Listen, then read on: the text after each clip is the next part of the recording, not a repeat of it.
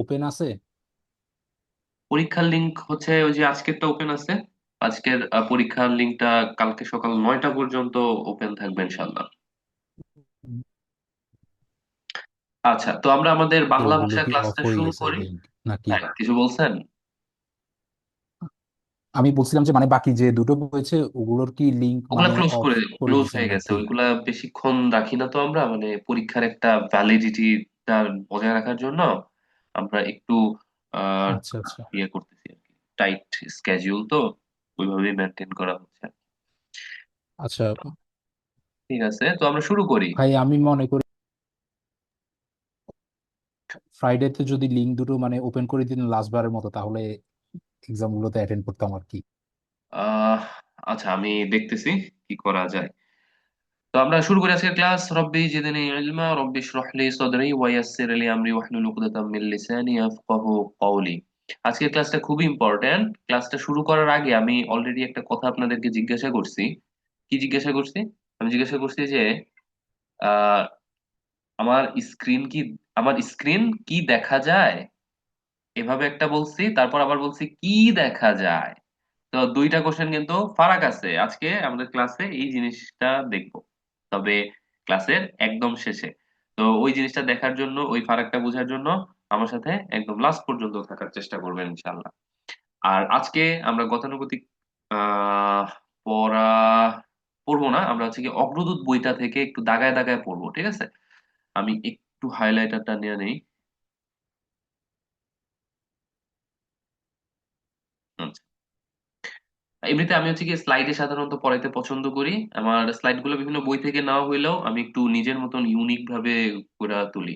তো স্টুডেন্টদের কথা চিন্তা করে আমি চিন্তা করলাম যে স্লাইডের পড়া পড়তে গেলে বা স্লাইড দেখতে গেলে স্টুডেন্টরা ডিভাইসে আসক্ত হয়ে যাবে। তো ডিভাইস থেকে সরায়া ফেলা মেইন উদ্দেশ্য, যেন 8-10 ঘন্টা বইকে দেওয়া যায়। এজন্য ডিরেক্ট বই থেকেই মেডিকেল স্টাইলে আমরা হচ্ছে কি এই পড়াটা পড়াইতে চাই। তো আপনারা দেখছেন রিমন ওই কাজটা করতেছে। তো যাই হোক, আমরা শুরু করি। আহ প্রথম কথা হচ্ছে বাংলা ভাষা। এমনিতে ভাষা কি? ভাষা হচ্ছে গিয়ে মুখ দিয়ে যেটা বাইর হয় নাকি? শুধু বাইর হইলেই হবে না, ওটা কি একটা অর্থবোধক ধ্বনি হইতে হবে ওটাকে। এমনিতে যারা দৃষ্টি প্রতিবন্ধী তারাও এক ভাষায় কথা, মানে নিজের ভাবটা প্রকাশ করতে পারে, সেই ভাষাকে বলা হয় ব্রেইল ভাষা, ব্রেইল। ওকে। আর যারা বোবা, কথা বলতে পারে না, তারা কিন্তু ইশারা ইঙ্গিতে কথাবার্তা বলে, ওই যে আঙ্গুল দেখায় দেখায়। আচ্ছা, এখন আরেকটা জিনিস হচ্ছে আপনার, আমরা জানি যে আমাদের মাতৃভাষা বা ফার্স্ট ল্যাঙ্গুয়েজ হচ্ছে বাংলা, আর সেকেন্ড ল্যাঙ্গুয়েজ কিন্তু ইংরেজি। এটা 100 বছর আগে ইংরেজি ছিল না, ফার্সি ছিল, উর্দু ছিল। তো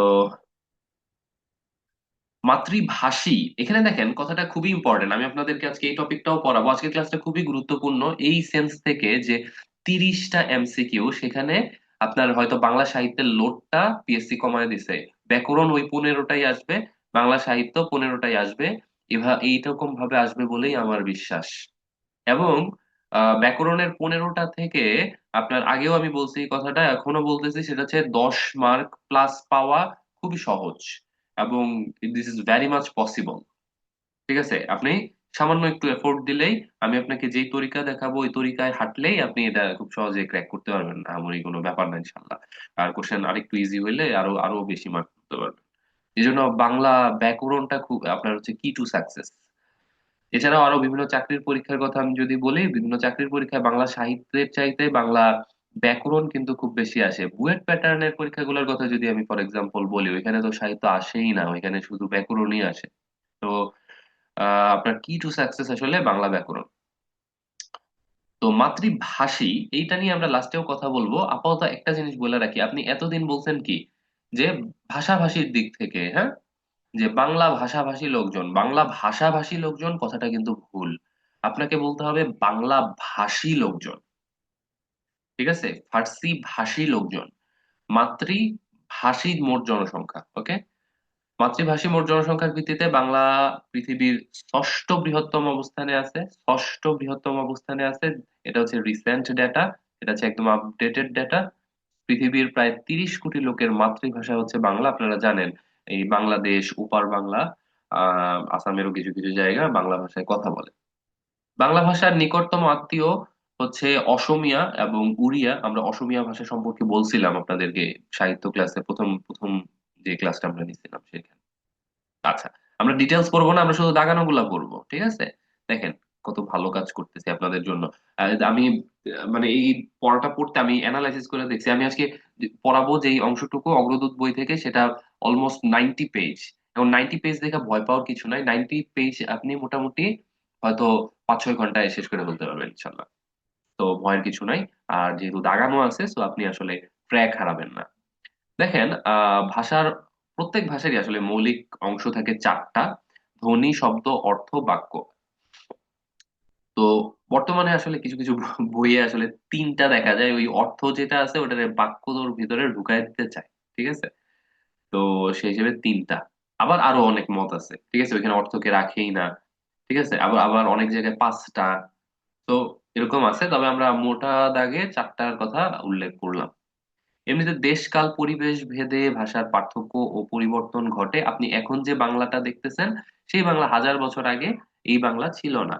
ওই যে কত নদী কত সরোবর, হুমায়ুন আজাদের যেই লেখাটা, যে বইটা, সেখানে আসলে বলা আছে যে আহ মানে ভাষা হচ্ছে অনেকটা প্রবাহমান নদীর মতো। নদী যেমন গতিপথ পরিবর্তন করে, বা ভাষাও, আমাদের বাংলা ভাষাও 1000 বছরে 1000 বার পাল্টাইছে। আমরা এটা নিয়ে আলোচনা করছিলাম যে প্রিন্টিং প্রেস আবিষ্কারের পর থেকে মোটামুটি একটা স্থায়ী রূপ আসলে লিপিগুলা পাইছে।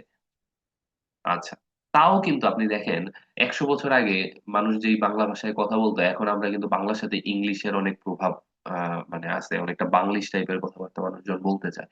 আমি জানি না যে আরো 100 বছর পরে এই ইয়ো ইয়ো কিডসরা এই জিনিসটা কি বানাবে। আচ্ছা, এবার খুবই ইম্পর্টেন্ট একটা এমসিকিউ, ভালো মতন মার্ক করবেন। সেটা হচ্ছে ভাষার মৌলিক উপাদান হচ্ছে শব্দ। ভাষার মৌলিক উপাদান হচ্ছে শব্দ। কিন্তু এই যে দেখেন, ভাষার মূল উপকরণ হচ্ছে বাক্য। কথার প্যাচটা একটু মানে দেখতে হবে, হ্যাঁ? ভাষার মৌলিক উপাদান হচ্ছে শব্দ,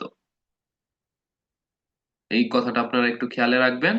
আর ভাষার মূল উপকরণ হচ্ছে বাক্য। তাহলে আমি বারবার বলতেছি, ভাষার মৌলিক উপাদান শব্দ, ভাষার মূল উপকরণ হচ্ছে বাক্য। আপনারা একটু ভালো মতন বারবার জিনিসটা ফলো করবেন, কারণ এই কনফিউশন গুলো আসলে বেশি হয়। একটা সম্পূর্ণ বাক্যই আসলে ভাষার প্রাণ। বাক্য ব্যতীত ভাষা প্রাণহীন। আমরা রাষ্ট্রভাষা এবং মাতৃভাষার ফারাকটা যদি বুঝতে চাই, ফারাকটা আমি আলোচনা করব না, আমি শুধু রাষ্ট্রভাষা নিয়ে আলোচনা করব। যে বাংলা আমাদের মাতৃভাষা ছিল, ওটা নিয়ে পাকিস্তান সরকার চাপায় দেয় নাই কিছু, তবে রাষ্ট্রভাষা হিসেবে উর্দুকে চাপায় দিতে চাচ্ছিল। তো এখন আমাদের বাংলাদেশের সংবিধানের 3 নং অনুচ্ছেদে বাংলাকে রাষ্ট্রভাষা হিসেবে স্বীকৃতিটা দেওয়া আছে। আচ্ছা, এখানে কিন্তু আমাদের মোটামুটি আপনার বাংলাদেশ বিষয়াবলীরও একটা জিনিস হয়ে গেল। বাংলাদেশ বিষয়াবলীর সংবিধান পোর্শনটা রিমন পড়াবে। আমি জাস্ট আপনার যেহেতু কথা চলেই আসলো, আমি আপনাদেরকে ছোট্ট করে একটু বলি, আপনারা চাইলে লিখে রাখতে পারেন। অল্প কিছু ছোট আকারে আমি গাইডলাইনটা আপনাদেরকে যদি একটু দেই, সেটা হচ্ছে যে আপনারা যে প্রথম ভাগ আছে 7টা, সেই প্রথম 7টা, তারপর দ্বিতীয় 25 পর্যন্ত, তৃতীয় 47 পর্যন্ত, এই 47 পর্যন্ত কিন্তু কোনোটা মিস দিয়েন না, মানে এগুলো সবগুলাই মোটামুটি ভাবে পড়বেন। এরপরে ওই পরের গুলা থেকে আপনার কিছু কিছু কিছু কিছু কিছু কিছু কয়েকটা কয়েকটা অনুচ্ছেদ, বিশেষ বিশেষ অনুচ্ছেদ, ওগুলা আমরা দাগায় দিব যেগুলা, ওগুলা শুধু পড়লেই হবে। এবং যেহেতু প্রিলি পরীক্ষা রিটার্ন দেরি আছে, এই জন্য আপনারা যদি আগে পড়া না থাকে, আমি আপনাকে একটা ছোট করে গাইডলাইন দিয়ে দিই। সেটা হচ্ছে যে আপনার ওয়ার্ড অনুসারে মনে রাখার চেষ্টা করবেন। যে এই ওয়ার্ডটা ধইরা, এটা যেমন একটু আগে আমরা কথাটা বললাম যে বাংলাদেশের রাষ্ট্রভাষা বাংলা, এটা 3 নাম্বার অনুচ্ছেদে আছে। সো বাংলা বা ওই রাষ্ট্রভাষা, এই জিনিসটা দিয়ে আপনি 3 নং অনুচ্ছেদটা মনে রাখার চেষ্টা করবেন, ওয়ার্ড ওয়ার্ড দিয়ে মনে রাখার চেষ্টা করবেন। সেটা কিভাবে, সেটার বিস্তারিত আলোচনা আমি যদি সময় হয়, আমি একটা শর্ট একটা ট্রিক্স আছে, ওটা আমি শিখাই দেবো না ইনশাল্লাহ। আর সংবিধানটা পড়ার বা মনে রাখার বা মাথায় ঢুকায় রাখার কি টু সাকসেস হচ্ছে, আমার কাছে যেটা মনে হয়েছে, আমি যখন রাস্তায় বাইর হইতাম, আমার মোবাইলের মধ্যে আমার ওই সংবিধানের যে, আমি সাধারণত ডাইজেস্ট থেকে পড়ছিলাম, তো সংবিধানের যে 4-5 পেজ ছিল, সেটা মোবাইলে স্ক্যান করে রাখছিলাম। ওটা খুইলা খুইলা পড়তাম, বাসের মধ্যে বসে আছি জ্যামের মধ্যে, আমি ওটা খুইলা খুইলা চোখে মানে চোখ বুলাইতাম, মানে জাস্ট চোখ দিয়ে স্ক্যান করতাম। ঠিক আছে, এই কাজটা আপনারা করবেন।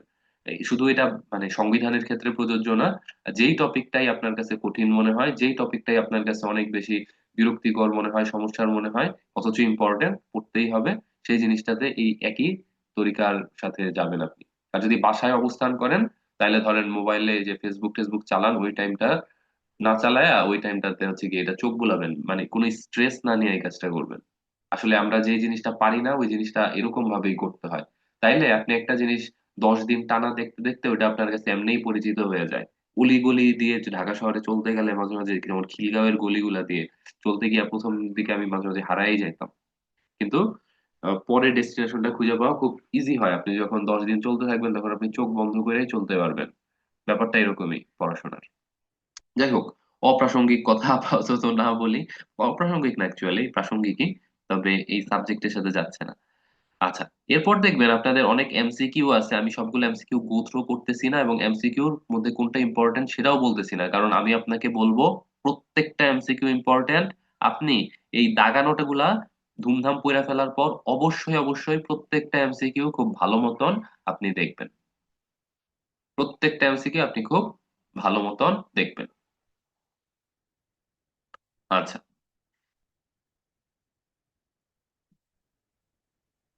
যেমন দুই একটা এমসিকিউ আমি যদি বলি,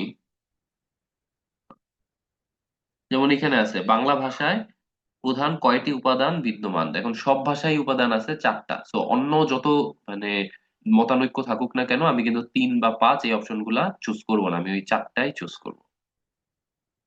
তারপর দেখেন ভাষা প্রকাশের মাধ্যম আচ্ছা, এই একটা কাজ করতে পারেন, যেগুলো ভার্সিটির ইয়ে এমসিকিউ আছে ওগুলা চাইলে বাদ দিতে পারেন, শুধু বিভিন্ন চাকরির পরীক্ষায় আসা প্রশ্নগুলা পিক করতে পারেন। ঠিক আছে, আরো কমায় দিলাম, দেখছেন পড়া আরো কমায় দিলাম। ভার্সিটির আসা এটা এটা ইয়ের জন্য আপনার কি বলে আহ জিকে, যেটা জিকে তে আপনি বেসিক ভিউতেও এই জিনিসটা দেখতে পাবেন যে বিভিন্ন ভার্সিটির কোশ্চেন আছে। তো ভার্সিটির কোশ্চেন গুলো আপনি স্কিপ করেন, কারণ ভার্সিটির কোশ্চেন গুলো বেশি ডিপ থেকে হয়। যেমন ভার্সিটি কোশ্চেন করতেছে ওই সেন্স থেকে যে কেউ ভূগোল নিয়ে পড়াশোনা করছে, যেমনটা আপনি ফিজিক্স নিয়ে পড়াশোনা করেন। তো আপনার বিজ্ঞানে কি ফিজিক্সের জিনিস ওইভাবে আসে? আসে না তো। ঠিক একইভাবে ভূগোলের জিনিস আপনার ওইভাবে আসবে না। তো এই জন্য আমি আপনাকে বলবো আপনি ভার্সিটির জিনিসগুলো বাদ দেন, শুধু চাকরির পরীক্ষার গুলা পড়েন। দেখেন আপনার পড়া কত কমায় দিচ্ছি আমি। একে তো দাগায় দিচ্ছি, এত বড় টেক্সট থেকে মাত্র হয়তো 2-4 লাইন হয়েছে।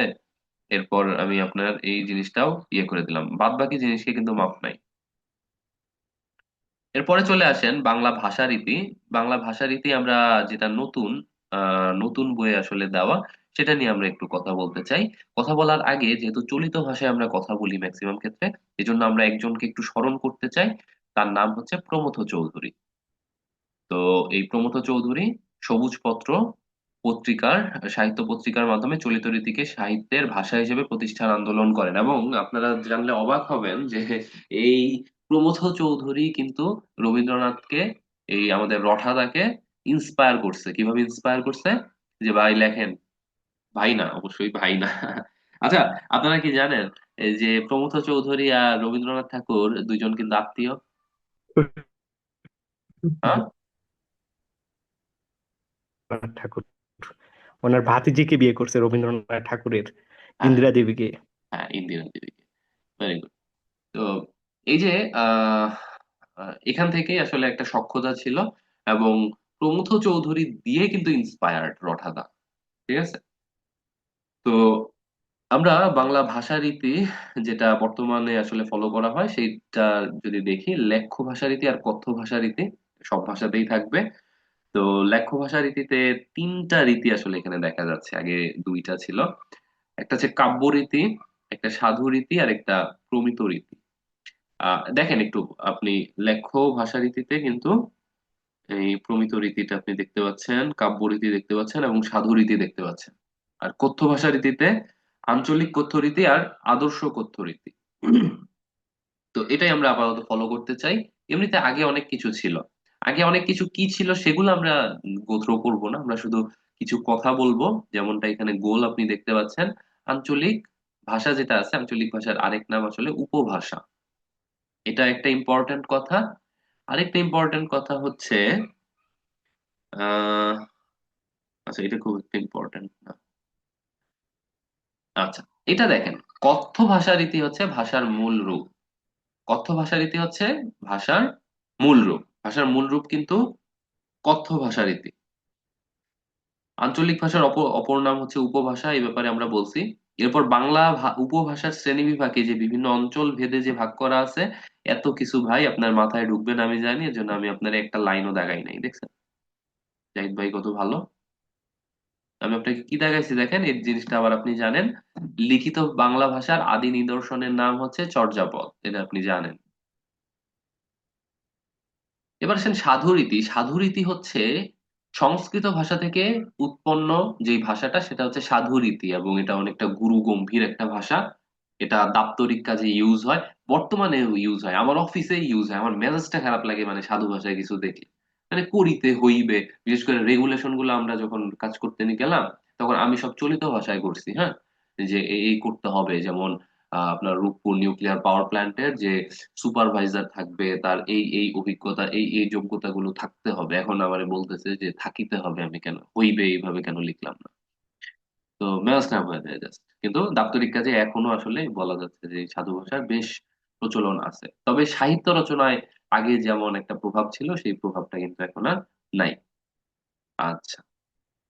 এবং এই সাধু ভাষা, যেটা সাধু ভাষা বা সাধুরীতি, কিন্তু ব্যাকরণটাকে খুব ভালো ফলো করে, কিন্তু চলিত রীতি কিন্তু ওরকম ফলো করে না, একটা পরিবর্তনশীল রীতি।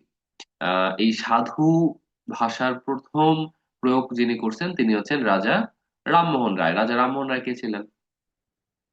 ওনার আরেকটা বিশেষ পরিচয় আছে, কি বলেন? সমাজ বিসিএস ক্যাডার সংস্কার। ভাইয়া। হ্যাঁ, বিসিএস ক্যাডার। প্রশাসনিক কর্মকর্তা ছিল। বিসিএস ক্যাডার, হ্যাঁ। আচ্ছা, মানে তার আরেকটা পরিচয় হচ্ছে গিয়ে সে একটা প্রথা, একটা বাজে প্রথা বিলুপ্ত করার জন্য নেপথ্যে ছিলেন, সতীদাহ প্রথা। আচ্ছা। এরপর প্রমিত রীতি বা চলিত ভাষার কথা আমরা যদি বলি, চলিত ভাষার অন্যতম বৈশিষ্ট্য হচ্ছে প্রমিত উচ্চারণ। এই কলকাতার শিক্ষিত লোকের কথ্য ভাষা থেকে এই চলিত রীতিটা আসলে আসছে। এবার আসেন, খুবই ইম্পর্ট্যান্ট একটা বক্স আমরা দেখাইতে যাচ্ছি। এই বক্সটা আপনারা খুব ভালো মতন দেখবেন। এখানে আসলে তিনজনের কথা বলা আছে, তবে ইনফরমেশন অনেক বেশি দেওয়া আছে। ঈশ্বরচন্দ্র বিদ্যাসাগর, এই লোকটাও একটা সমাজ সংস্কারক, যিনি বিধবা বিবাহ প্রচলন করছেন হিন্দু সমাজে। এবং শুধু মানে শুধু ওইটার আন্দোলনই করেন নাই, নিজের ছেলেকে বিধবার সাথে বিয়ে দিছেন। শুধু আন্দোলনই করেন নাই, অনেকগুলা বুকসও লিখছেন। তো এই ঈশ্বরচন্দ্র বিদ্যাসাগর সাধু ভাষার জনক, আবার বাংলা গদ্যেরও কিন্তু জনক। আবার বিরাম চিহ্ন কিন্তু ঈশ্বরচন্দ্র বিদ্যাসাগরের হাত ধরেই আমরা পেয়েছি। তো ঈশ্বরচন্দ্র বিদ্যাসাগর কিন্তু খুবই গুরুত্বপূর্ণ আমাদের বাংলা সাহিত্যের অঙ্গনে বলি, বাংলা ভাষার অঙ্গনে বলি, আপনার এই বাংলা ব্যাকরণের অঙ্গনে বলি। এরপর চলে আসেন প্রমথ চৌধুরী। প্রমথ চৌধুরী হচ্ছে চলিত চলিত রিলেটেড যা যা আছে, এই লোকটার জীবন যুদ্ধ এই চলিত টলিত টাইপেরই হয়েছে, ঠিক আছে? এই চলিত নিয়েই এই তার জীবন যুদ্ধ। আর রাজা রামমোহন রায়ের ব্যাপারে আমরা যদি বলি, একটা কথা আমরা অলরেডি জানলাম যে প্রথম সাধু ভাষার প্রয়োগ তিনি করছেন, আর বেদান্ত গ্রন্থে প্রথম সাধু ভাষা পরিভাষা ব্যবহার করেন। আচ্ছা। এমনিতে এই তথ্যগুলো খুব ইম্পর্টেন্ট। ডক্টর সুকুমার সেন বাংলা উপভাষার শ্রেণী বিভাগ করেছেন, এটা খুবই আনকমন কিন্তু খুবই ইম্পর্টেন্ট, ঠিক আছে? পিএসসি দেখছেন যে বর্তমানে কিন্তু খুব আনকমন ধরনের তথ্যগুলো পিক করতেছে। আপনার মনে হচ্ছে যে ইস, এটা আবার কি দিল, এটা তো বাদ দিছিলাম, বা এটা তো পড়িই নাই, বা এটা করতে দিল। আচ্ছা, আরেকজন আছেন জর্জ আব্রাহাম গ্রিয়ারসন, এটা হচ্ছে বিসিএস ক্যাডার নাকি, আপনাদের কথা অনুযায়ী। লিঙ্গুইস্টিক সার্ভে অফ ইন্ডিয়া গ্রন্থে ভারতীয় উপভাষা ও বাংলা উপভাষার বংশ পরিচয়, বৈশিষ্ট্য ও অঞ্চল চিহ্নিত করে উপভাষার শ্রেণীবিন্যাস করেন। এখন দেখেন, সাধু রীতির কিছু শব্দ চলিত রীতিতে পরিবর্তিত হয়ে কি হয় সেটা আমরা দেখব। দেখেন, আমার ক্লাস থেকে আপনার মোটামুটি বইটার একটা ঝলক পড়া হয়ে যাবে। এরপর আপনি কি করবেন? আপনি আরেক ঝলক পড়া এমসিকিউ গুলা সলভ করতে থাকবেন। কোনগুলা? সবও না। কোনগুলা?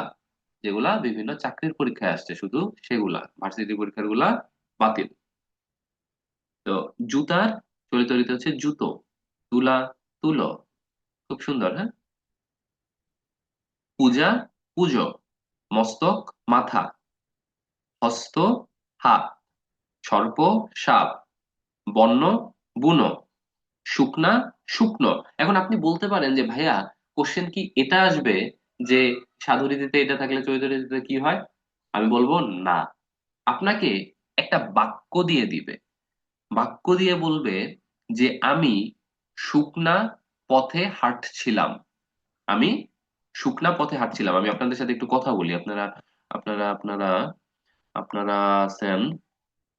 ত্বকির সাথে তো কথা হয় আমার। ত্বকিকে না, নাইম ভাই বলেন। নাইম ভাই বলেন তো দেখি, আমি যদি বলি, নাইম ভাই কি আমাকে শুনতে পাচ্ছেন?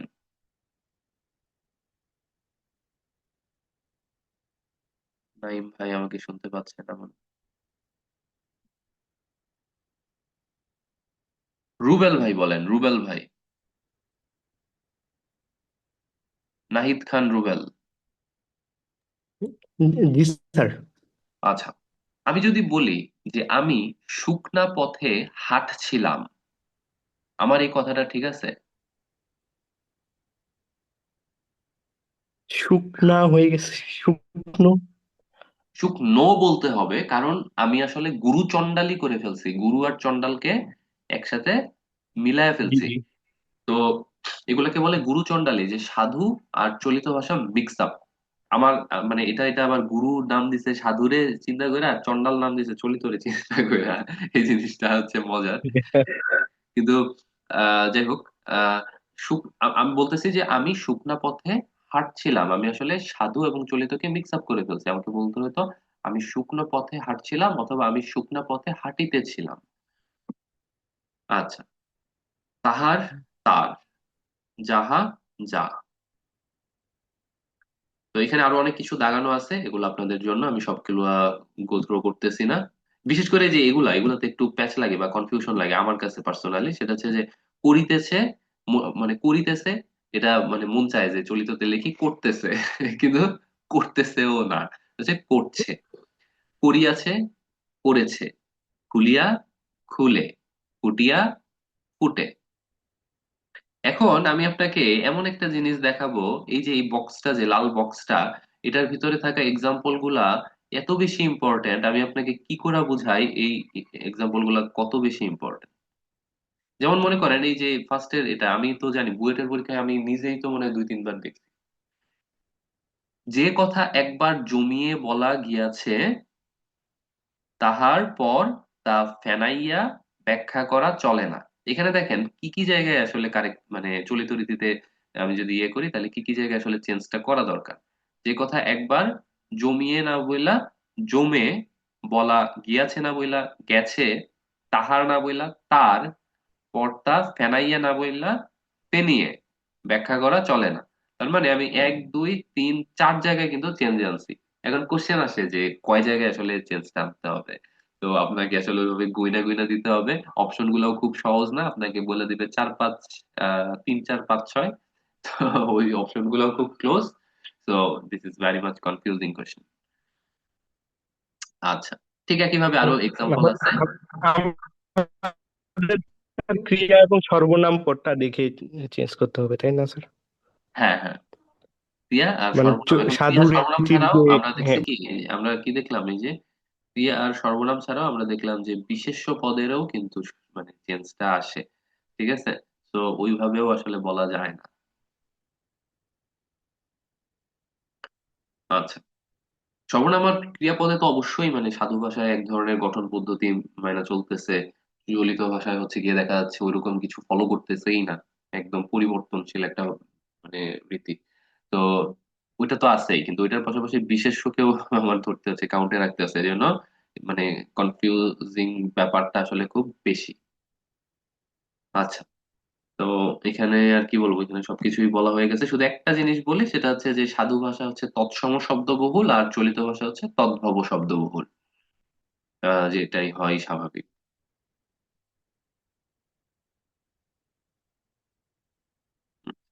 আমি কিন্তু এই যে এই জিনিসগুলা গো থ্রু করতেছি না, আপনাদেরকে যে ইনস্ট্রাকশন প্রথমে দিলাম যে চাকরির পরীক্ষায় আসা একটা জিনিসও বাদ দেওয়া যাবে না, আর ইউনিভার্সিটির পরীক্ষায় আসা সবকিছু বাদ। আচ্ছা, এবার আসি ব্যাকরণ। ব্যাকরণের মধ্যে বানানটা ইম্পর্টেন্ট, বানানটা একটু ভালো মতন লক্ষ্য করেন। ব্যাকরণ, হ্যাঁ, মূর্ধন্য কিন্তু, হ্যাঁ। এখন এই ব্যাকরণ শব্দটাকে আমি যদি একটু বিশ্লেষণ করি, ব্যাকরণ ব্যাকরণ মানেই হচ্ছে বিশেষভাবে বিশ্লেষণ, ওই ব্যাকরণ শব্দটারেও আবার কি করতেছি, বিশ্লেষণ করতেছি। ব্যাকরণ, ঠিক আছে। আমরা যখন প্রকৃতি প্রত্যয় পড়াবো তখন এটার একটু বিস্তারিত আলাপ আলাপ করব। আপাতত জাস্ট দেখে রাখেন, ব্যাকরণ বানানটাও একটু দেখে রাখেন। আপনি যখন অন লিখতেছেন তখন কিন্তু দন্ত ন, ঠিক আছে। আর এমনিতে মেইন বানানে কিন্তু মূর্ধন্য। আচ্ছা, এখন ডক্টর মোহাম্মদ শহীদুল্লাহ যে কথাটা বলছে সেটা আপনি ছোটকালে ঝুলে ঝুলে মুখস্থ করতেন, যে যে শাস্ত্র পড়লে বাঙ্গালা ভাষা শুদ্ধভাবে লিখিতে পড়িতে ও বলিতে পারা যায় তাহার নাম বাঙ্গালা ব্যাকরণ। এখন আপনি দেখেন, আমি এখন একজনের কথা বলবো যিনি ছিলেন উপমহাদেশের শ্রেষ্ঠ বৈয়াকরণিক। এখানে অনেকগুলো জিনিস ভাই ইম্পর্টেন্ট, আপনি একটু আমার কথা ভালো মতন শোনেন এবং ভালো মতন দেখেন, আপনার অনেকগুলো এমসিকিউ হয়ে যাবে এখানে। পানিনি এই বানানটা আপনি একটু দেখেন, পানিনি বানানটা থেকে একটা কোশ্চেন আসতে পারে। পানিনি, দেখছেন প্রথমে মূর্ধন্য তারপর কিন্তু দন্ত ন। পানিনি এই বানানটা খুবই ইম্পর্টেন্ট, একটা কথা গেল। দ্বিতীয় কথা হচ্ছে পানিনি কে ছিলেন, ছিলেন উপমহাদেশের শ্রেষ্ঠ বৈয়াকরণিক।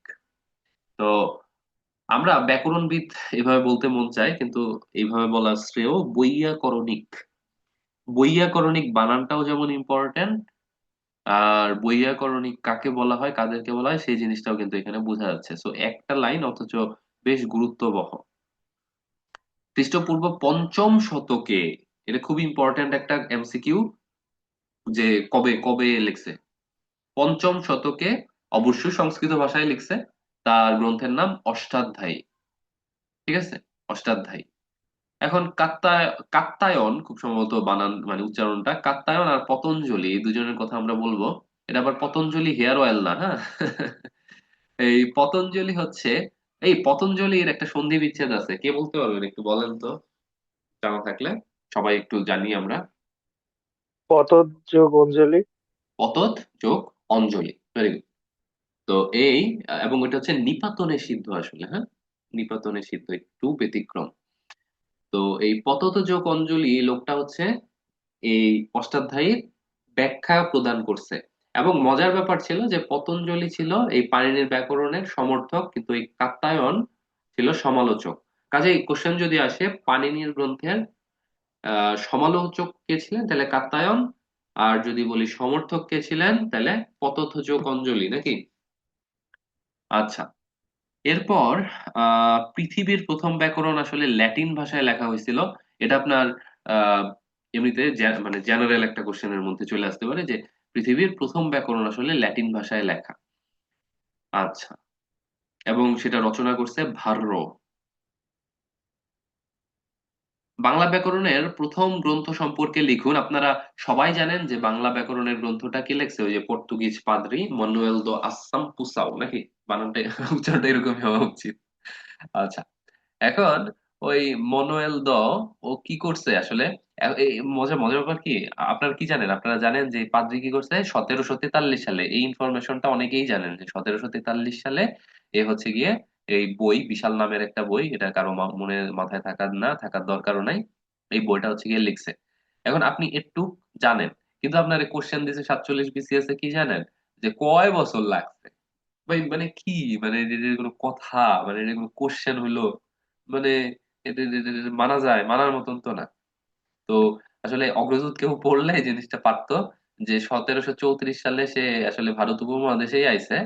তাহলে ওই বাংলা ভাষার অভিধান টাইপের বই, তো তাহলে ওইগুলা যেহেতু কালেকশন কালেকশন করছে, তাহলে কত বছর লাগছে? 9 বছর লাগছে, ঠিক আছে। তো 9 বছরে কিন্তু এই কাজটা সম্পূর্ণ করছে সে।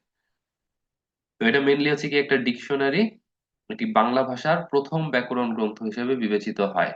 এবং 1919 সালে ব্রিটিশ মিউজিয়ামে প্রথম এ গ্রন্থের সন্ধান পান ডক্টর সুনীতি কুমার চট্টোপাধ্যায়। এরপর চলে আসেন আরেকজন খুব ইম্পর্ট্যান্ট লোক, নাথানিয়াল ব্রাসি হেলহেট, যার লেখা বই হচ্ছে a grammar of the Bengal language. এটা 1778 সালে ইংরেজিতে প্রকাশিত হয়। কিছু কিছু জিনিস বাংলায় ছিল, সব পুরাটা না।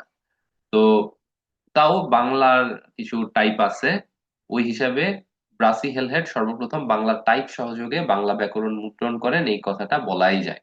কিন্তু আমাদের একটা আফসোসের ব্যাপার, বাংলা ভাষার ব্যাকরণ বাংলা ভাষায় আসলে আমি দেখতে পাচ্ছি না।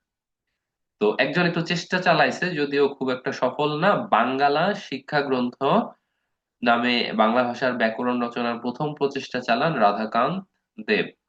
তবে এটা আসলে আমরা যার থেকে পূর্ণতা পাইছি তার কথা আমরা অলরেডি বলছি, যে রাজা রামমোহন রায় ইংলিশে ফার্স্টে বইটা লিখছে, Bengali grammar in English language. এটা পরবর্তীতে তিনি গৌড়ীয় ব্যাকরণ, সালটাও খুব ইম্পর্ট্যান্ট, 1833 সালে এটা গৌড়ীয় ব্যাকরণ তিনি অনুবাদ করেন। এবং এখানে সবচাইতে গুরুত্বপূর্ণ কথা হচ্ছে, গৌড়ীয় ব্যাকরণটা হচ্ছে বাংলা ভাষায় রচিত প্রথম ব্যাকরণ গ্রন্থ। এখানে বানানটা খুব ইম্পর্ট্যান্ট, অনুদিত এই বানানে কিন্তু নয়ের নিচে দীর্ঘ উকার, আর আপনি যখন অনুবাদ লেখেন তখন কিন্তু দন্ত নর নিচে রস উকার। তো আমাদের এখানে ইম্পর্টেন্ট ইনফরমেশন কি, রাজা রামমোহন রায় 1833 সালে গৌড়ীয় ব্যাকরণ রচনা করেন, যেটা ছিল বাংলা ভাষায় রচিত প্রথম ব্যাকরণ গ্রন্থ। আচ্ছা, এখন অনেকগুলা ইনফরমেশন আসলে একসাথে মাথায় থাকার কষ্ট, সেই কষ্ট দূরকরণে রাইটার কি করছে, সবগুলাকে এক ছকে দিয়ে দিছে। এই যে ইমানুয়েল দা সাম্পুসার বড় নামের বইটা, তারপর নাথানিয়েল ব্রাসিহেল হেডেরটা, তারপর উইলিয়াম কেরির বইটা, হ্যাঁ। তো এরকম আপনার একটা বক্স দেওয়া আছে, এখানে অনেক ভাষাবিদের বই একটা লিস্ট দেওয়া আছে। তো এই ছকটা কত ইম্পর্ট্যান্ট আমি আপনাকে কি করে বুঝাই, এই ছকটা কত বেশি ইম্পর্ট্যান্ট। আসলে আমি আপনাদের জন্য এটা একটু দাগাইতে চাচ্ছিলাম, যে এত বেশি মনে রাখা টাফ হবে, আমি একটু দাগায় দিই। এখন দাগাইতে গিয়ে দেখি কি প্রায় সবকিছুই দাগায় ফেলাইছি, হয়তো মানে দুই একটা বাদ আছে, সবকিছুই দাগায় ফেলাইছি, মানে সবই ইম্পর্টেন্ট আসলে। এই ছকটা অনেক বেশি ইম্পর্টেন্ট, কোনো না কোনো পরীক্ষায় কোনো না কোনো এমসিকিউ আপনি দেখতেই পাবেন। তো এই ছকটা আপনি খায়া ফেলেন, কিভাবে খাবেন আমি জানি না, আমার নিজেরও কিছু কিছু জায়গায় প্যাচ লাগতো, এটা আমি নিজস্ব ভাবে আর কি একটু মনে রাখার চেষ্টা করতাম, বিভিন্ন ছন্দ দিয়ে, বিভিন্ন কথা দিয়ে, সেগুলো আমার সাথে রিলেটেড কথা। সেগুলা শেয়ার করলে আপনিও বুঝবেন না, আপনাকে সাজেস্ট করবো যে আপনি আপনার মতন করে মনে রাখার চেষ্টা করতে পারেন। আচ্ছা, এরপর চলে আসেন অভিধান। এই জিনিসটা আমি আসলে কি কি করতাম না, কারণ ব্যাকরণে এটা থেকে কোনো কোশ্চেন আসে না, কিন্তু এটা আমি পিক করছি কেন জানেন? কারণ আপনার মেন্টাল এবিলিটিতে এটা থেকে কোশ্চেন আসতে পারে। কেমনে ভাই? আপনি আহ আপনি কিন্তু ইংলিশে অনেক এক্সপার্ট, ইংলিশ ডিকশনারিতে আপনি খুব এক্সপার্ট, হ্যাঁ, আপনি খুব পণ্ডিত। তো আপনি খালি এই যে এবিসিডি জানলেই হয়ে যায়, কিন্তু বাংলা ডিকশনারিতে আপনি একদম জিরো। বাংলা ডিকশনারি কি, আমি যদি আপনাদের কই যে এখানে আপনারা যারা আছেন, আপনাদের সবাই আমি যদি ডাইকা ডাইকা কই যে একটু বলেন তো দেখি, ব্যঞ্জন বর্ণগুলো বলেন তো দেখি, আপনি বলতে পারবেন না আমি জানি। কিন্তু ব্যঞ্জন বর্ণগুলাও সিকুয়েন্সিয়ালি আপনাকে পারতে হবে, আর অভিধানে কিভাবে আছে সেই জিনিসটাও আপনাকে পারতে হবে। ঠিক আছে? বিসিএস ক্যাডার হবেন আপনি, আপনি ব্যঞ্জন বর্ণ জানবেন না, এটা কোনো কথা? তো আপনি ওই যেটা ছোট বাচ্চারা জানে, যেটা ছোট বাচ্চারা জানে, তো এটা এজন্য আপনাকে দুইটা সিকোয়েন্সই মনে রাখতে হবে। তো এই দাগানো লেখাগুলো আমি সবগুলো গো থ্রু করতেছি না, আমি শুধু চলে যাচ্ছি এই বর্ণানুক্রম যেটা সেখানে। সাধারণ বর্ণানুক্রম হচ্ছে গিয়ে আপনারা এমনিতে স্বরবর্ণ প্রথমে আসবে, পরে ব্যঞ্জন বর্ণ আসবে।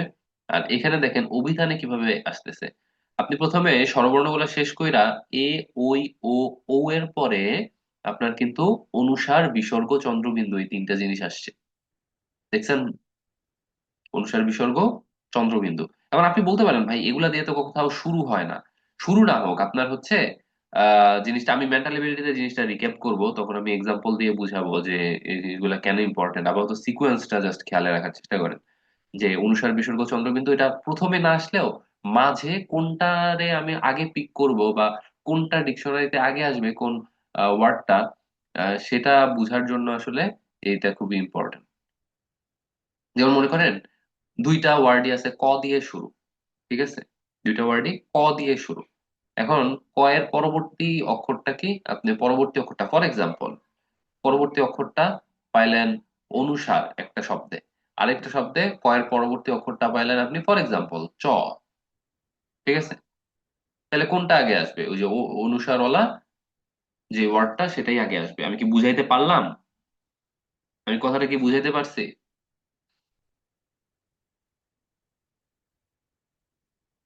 ভাই এটা একটু আরেকবার। আচ্ছা, ধরেন দুইটা ওয়ার্ড আছে, আপনি কনফিউজড যে ডিকশনারিতে কোন ওয়ার্ডটা আপনি আগে পাবেন। তো ধরেন একটা ওয়ার্ড ক দিয়ে দুইটা ওয়ার্ডই ক দিয়ে শুরু, তাইলে তখন আপনি গেলেন সেকেন্ড ওয়ার্ডের দিকে, ঠিক না? আমরা এইভাবেই যাই না? আমরা ইংলিশ ডিকশনারি কিভাবে ইয়া করি? ধরেন আমি ইয়াতে আসছি, বি তে আসছি। এখন বি এর মধ্যে আমি ধরেন আহ কি কিসের কথা বলবো, বার্নার। Burner, BURNER, burner. এই শব্দটা আমি হচ্ছে গিয়ে আগে পাবো, নাকি ব্যান, BAN, এই শব্দটা আমি আগে পাবো, সেটা আমি কিভাবে বুঝবো? দুইটাই তো বি দিয়ে। তোমার ফার্স্ট লেটার যেহেতু কমন হয়ে গেছে, এই জন্য সেকেন্ড লেটারটা আমি দেখি যে আমার ব্যানে সেকেন্ড লেটার হচ্ছে এ, আর বার্নারে সেকেন্ড লেটার হচ্ছে ইউ। তাহলে এ তো ইউর আগে থাকবে, দ্যাটস ওয়াই আমরা ব্যানকে আগে খুঁজে পাবো, এভাবে আমি বলতে পারি। তাইলে ফার্স্ট লেটার যদি মিলে যায় দুইটা শব্দেই, আমি বললাম যে ধরেন ক দিয়ে শুরু দুইটা শব্দ, তাহলে সেকেন্ড যেই যেটা আছে সেটা কি আমার দেখতে হবে। তো ধরেন সেকেন্ডে আছে আপনার চ, একটা ওয়ার্ডে। আর আরেকটা ওয়ার্ডে সেকেন্ডে আছে অনুসার, কথার কথা, কথার কথা। ঠিক আছে, ধরেন আমি একটা দুইটা মানে ওয়ার্ড নিলাম, দুইটা ওয়ার্ডের ভিতরে কটা কমন প্রথম, তাহলে দ্বিতীয়টা আমি দেখলাম যে চ, আরেকটা হচ্ছে অনুসার। তাহলে কোনটা আগে আসবে? অনুসার ওয়ালাটা ডিকশনারিতে আমরা আগে খুঁজে পাবো। এখন বুঝছেন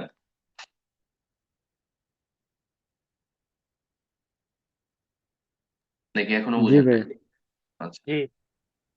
আচ্ছা, এরপর আমরা যদি বলি কার চিহ্ন, আমরা জানি কার সম্পর্কে, আমরা জানি ফলাতে আমাদের একটু সমস্যা হয়। ফলা দেখেন আপনি, এই যে ফলা আছে কয়টা, একটা দুইটা তিনটা চারটা পাঁচটা ছয়টা, ছয়টা কেন সাতটা হওয়ার কথা তো? এক দুই তিন চার পাঁচ ছয়, সাতটা হওয়ার কথা, কোনোটা মিস।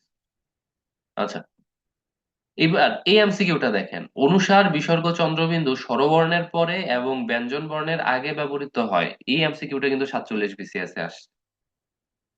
অনুসার বিসর্গ চন্দ্রবিন্দু স্বরবর্ণের পরে ব্যবহৃত হয় এবং ব্যঞ্জন বর্ণের আগে ব্যবহৃত হয়। যেমন ফর এক্সাম্পল আমরা একটা এক্সাম্পল ধরি, অংশ। অংশ, হ্যাঁ অংশ। তাহলে স্বরবর্ণের পরে আপনার কিন্তু অনুসারটা আসছে, ব্যঞ্জন বর্ণ তালব্য স এর আগে কিন্তু অনুসারটা আসছে।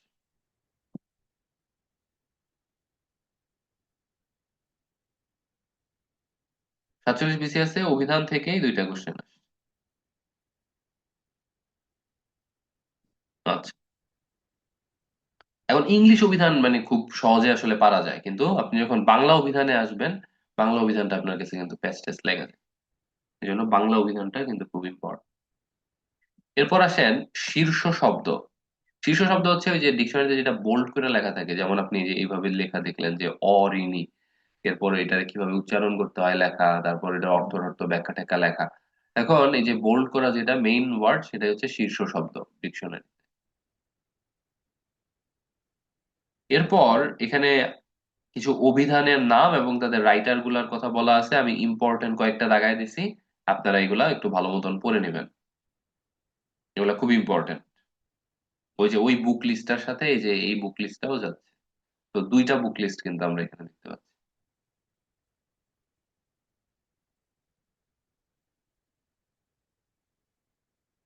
আচ্ছা। আচ্ছা, আমরা এখান থেকে একটা কোশ্চেন পিক করি, দেখেন বাংলা অভিধানের বর্ণানুক্রম অনুযায়ী কোন শব্দগুচ্ছ সঠিকভাবে বিন্যস্ত, যে কোনটা আগে কোনটা পরে ওই অনুযায়ী ঠিক আছে। দেখেন সবগুলা মানে সেম জিনিসই, কারণ কোনটা আগে কোনটা পরে সেই জিনিসটা আমার দেখতে হবে। তো দেখেন চারটা ওয়ার্ড, অতনু, অছুত, অতুষ্ণ, অপর্ণা।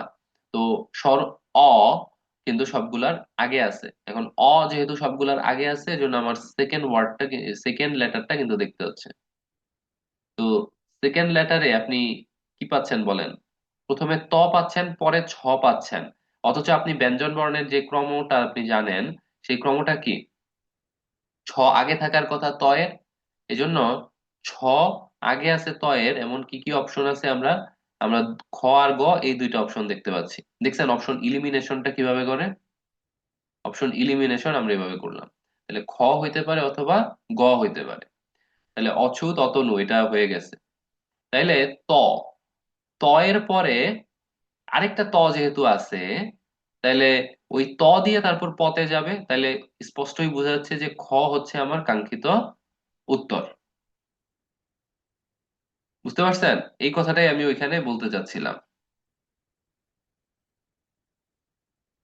দাঁড়ান, আপনাদেরকে আরেকটু ইয়ে করাই। হাই হাই, ডিকশনারির এই জিনিসগুলো তো সব ভার্সিটিতেই আসছে। আমি যে ওই সময় বললাম যে ভার্সিটির এই অভিধানিক ক্রমের ক্ষেত্রে সব কোশ্চেনই আপনারা দেখবেন। ঠিক আছে, যেহেতু এটা ইয়েতেও লাগবে, মেন্টাল এবিলিটিতেও কিন্তু এটা লাগবে। আচ্ছা, আভিধানিক ক্রমে সাজানো শব্দগুচ্ছ। আমরা আরেকটু দেখাই, ওই যে ওই জায়গাটা, ওই ছকটা আরেকটু দেখাই। ওইখানে আরো কিছু ব্যতিক্রম আছে, যেমন মনে করেন এই যে ক এর পরে কিন্তু ক্ষীয়। ক্ষীয় কেন? কারণ ক্ষীয় মানে হচ্ছে ক যোগ স, মূর্ধন্য স যেটা। তো ক এর পরে কিন্তু ক্ষীয়, তারপরে খ, মানে ক এর পরে কিন্তু খ না, ক এর পরে ক্ষীয় তারপর খ। এভাবে যাইতে যাইতে যাইতে যাইতে যাইতে যাইতে আপনি ইয় পর্যন্ত আসলেন। এরপর ট ঠ ড, ট ঠ ড, এরপর ঢ এ যাওয়ার আগে কিন্তু ড বিন্দু র। ঠিক আছে, এরপর ঢ বিন্দু র। তারপর দেখেন মূর্ধন্য ত, ত এর পরে কিন্তু খণ্ডত।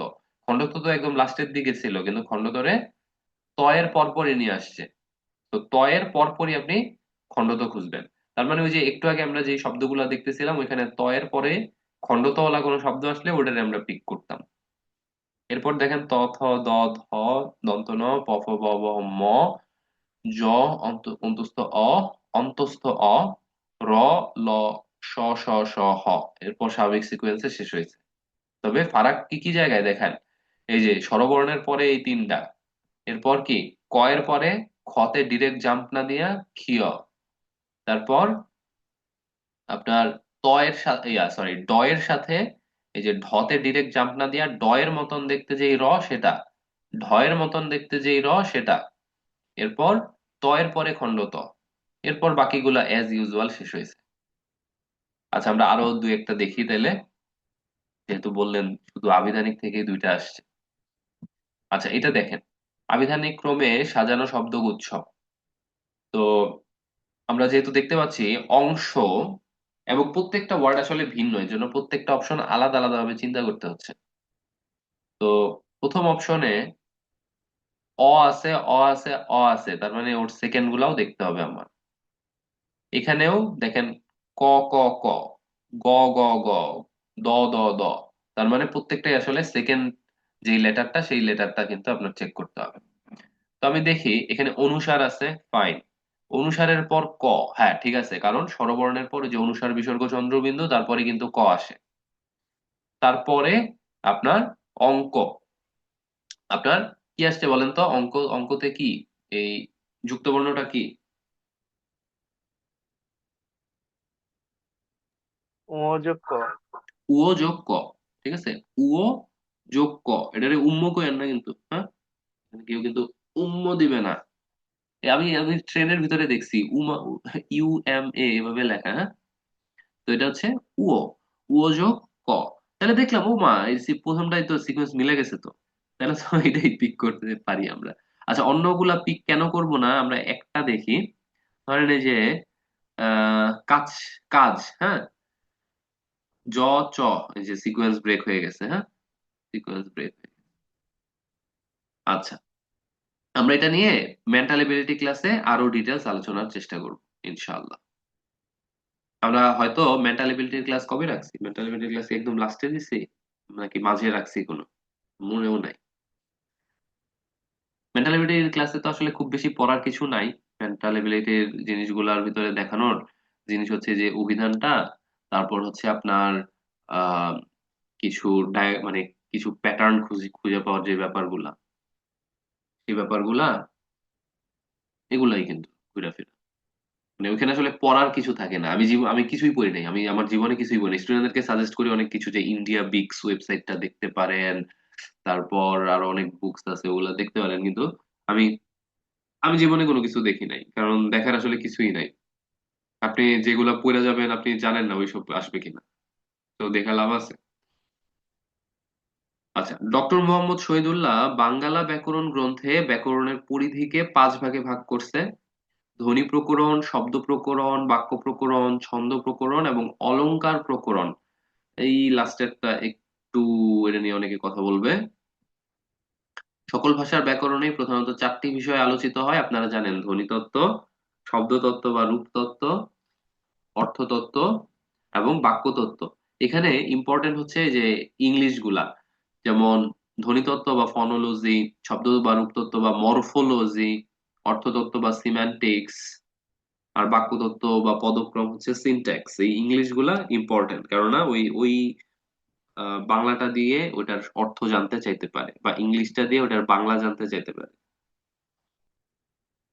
তো ধ্বনিতত্ত্বের ভিতরে আসলে কি কি আলোচিত হয়, সেই জিনিসটা মানুষের প্যাচ লাগে, তো এজন্য আমি এমন জিনিস দাগাইছি যে জিনিসে আসলে প্যাচ লাগে। বাকিগুলো এমনিই পারবেন আপনি, যে ধ্বনি যে এখানে নাম আছে ওইটি আমার দাগানোর দরকার আছে? মানে ওইটা তো জীবনে এমসিকিউ তে কেউ দিব না। তাহলে কি দিবে?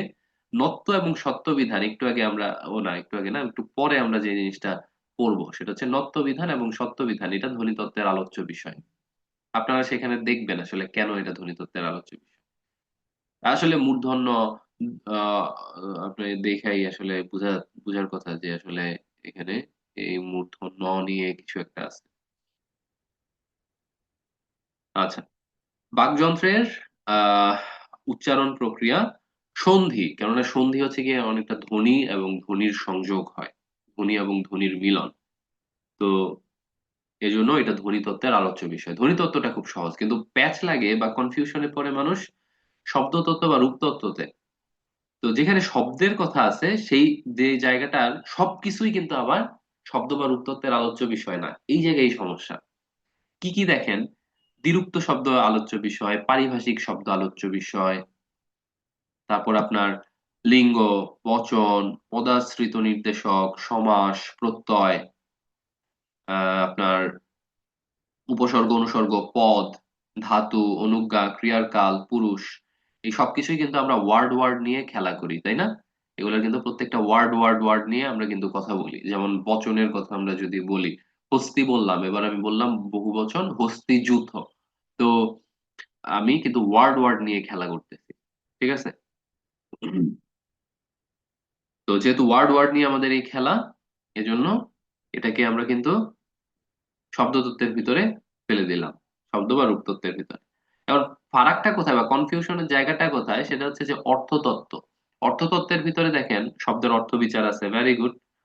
প্রতি শব্দ, এখানে দেখেন শব্দ কথাটা আছে, কিন্তু এটা কিন্তু শব্দের মিনিং নিয়ে আলোচনা করে, এই জন্য এটা অর্থতত্ত্ব। বাগধারা, এটাও কিন্তু কাইন্ড অফ মিনিং নিয়ে আলোচনা করে। তো যেগুলা মিনিং নিয়ে আলোচনা করে সেগুলা কিন্তু অর্থতত্ত্ব। এখন আপনি বলতে পারেন যে পারিভাষিক শব্দও তো এরকম মিনিং নিয়ে আলোচনা করে। পারিভাষিক শব্দ মিনিং এর চাইতে বড় কথা হচ্ছে ওইটার পরিবর্তিত রূপ, বা ওই জিনিসটাকে কি বলে। যেমন ফাইলকে আমি নথি বলতেছি, এটা ফাইল ইকুয়াল টু নথি, এই কথাটা বলার চাইতে বা এইভাবে মিনিং ধরার চাইতে বড় কথা হচ্ছে যে এটা হচ্ছে ওই শব্দের এটা পরিবর্তিত অবস্থা। তো এটা শব্দ ভিত্তিক কথা। এই জন্য পারিভাষিক শব্দ কিন্তু শব্দতত্ত্বের ভিতরে আপনারা দিবেন। বাক্যের অর্থ বিচার, বিপরীত শব্দ, এটাও কিন্তু অর্থ রিলেটেড। একটা অর্থের একদম বিপরীত আর একটা অর্থ।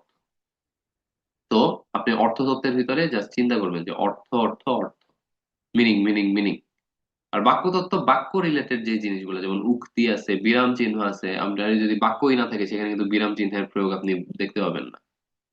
বাচ্য, কারক, বাক্য, রূপান্তর, এটসেট্রা এটসেট্রা। এছাড়াও ব্যাকরণের আরো আলোচ্য কিছু বিষয় আছে, যেমন অভিধান তত্ত্ব, যেটা নিয়ে আমরা অলরেডি একটু কথা বললাম। ছন্দ ও অলংকার, এটা নিয়ে আমরা খুব বেশি কথা বলবো না, ছন্দ ও অলংকার এসব আমি নিজেও খুব বেশি বুঝি না, আপনারা কি বুঝাবো। এগুলো দরকার নাই। আচ্ছা, এই যে এই ধরনের কোশ্চেন হবে, যেমন ব্যাকরণের কোন অংশে কারকের আলোচনা করা হয়। তো কারকের আলোচনা করা হয়, আমরা জানি কারককে ডিসক্রাইব করার জন্য এটা একটা বাক্য ইউজ করতে হয়, এই জন্য এটা বাক্য তত্ত্বের আলোচ্য বিষয়। তারপরে যে জ্যোতি চিহ্ন বা বিরাম চিহ্ন ব্যাকরণের কিন্তু বাক্য তত্ত্বের আলোচ্য বিষয়, কারণ বাক্য না থাকলে এখানে জ্যোতি চিহ্ন বা বিরাম চিহ্নের ব্যবহার আমরা কিভাবেই বা দেখব। এরপর আসেন বাকযন্ত্র। বাকযন্ত্র হচ্ছে ধ্বনি উচ্চারণ করতে যেসব প্রত্যঙ্গ কাজে লাগে সেগুলোকে একত্রে বাকযন্ত্র বলে। মানবদেহের একদম উপরিভাগে অবস্থিত ফুসফুস থেকে শুরু করে ঠোঁট পর্যন্ত এই অঙ্গ প্রত্যঙ্গ গুলা জড়িত আছে। এবার আমরা খুব ইম্পর্টেন্ট একটা কথা বলবো, হোল্ড ইউর সিট বেল্ট। দেখেন, ধ্বনি কি? ভাষার মূল উপাদান ধ্বনি, ভাষার ক্ষুদ্রতম একক ধ্বনি, ভাষার মূল উপাদান ধ্বনি, ভাষার ক্ষুদ্রতম এককও ধ্বনি। ভাষার মূল উপকরণ কি ছিল? দাঁড়ান আপনাদেরকে জিজ্ঞাসা করি, আরে জিজ্ঞাসা করব, আরে জিজ্ঞাসা করি, রানা ভাই বলেন তো, ভাষার মূল উপকরণ কি?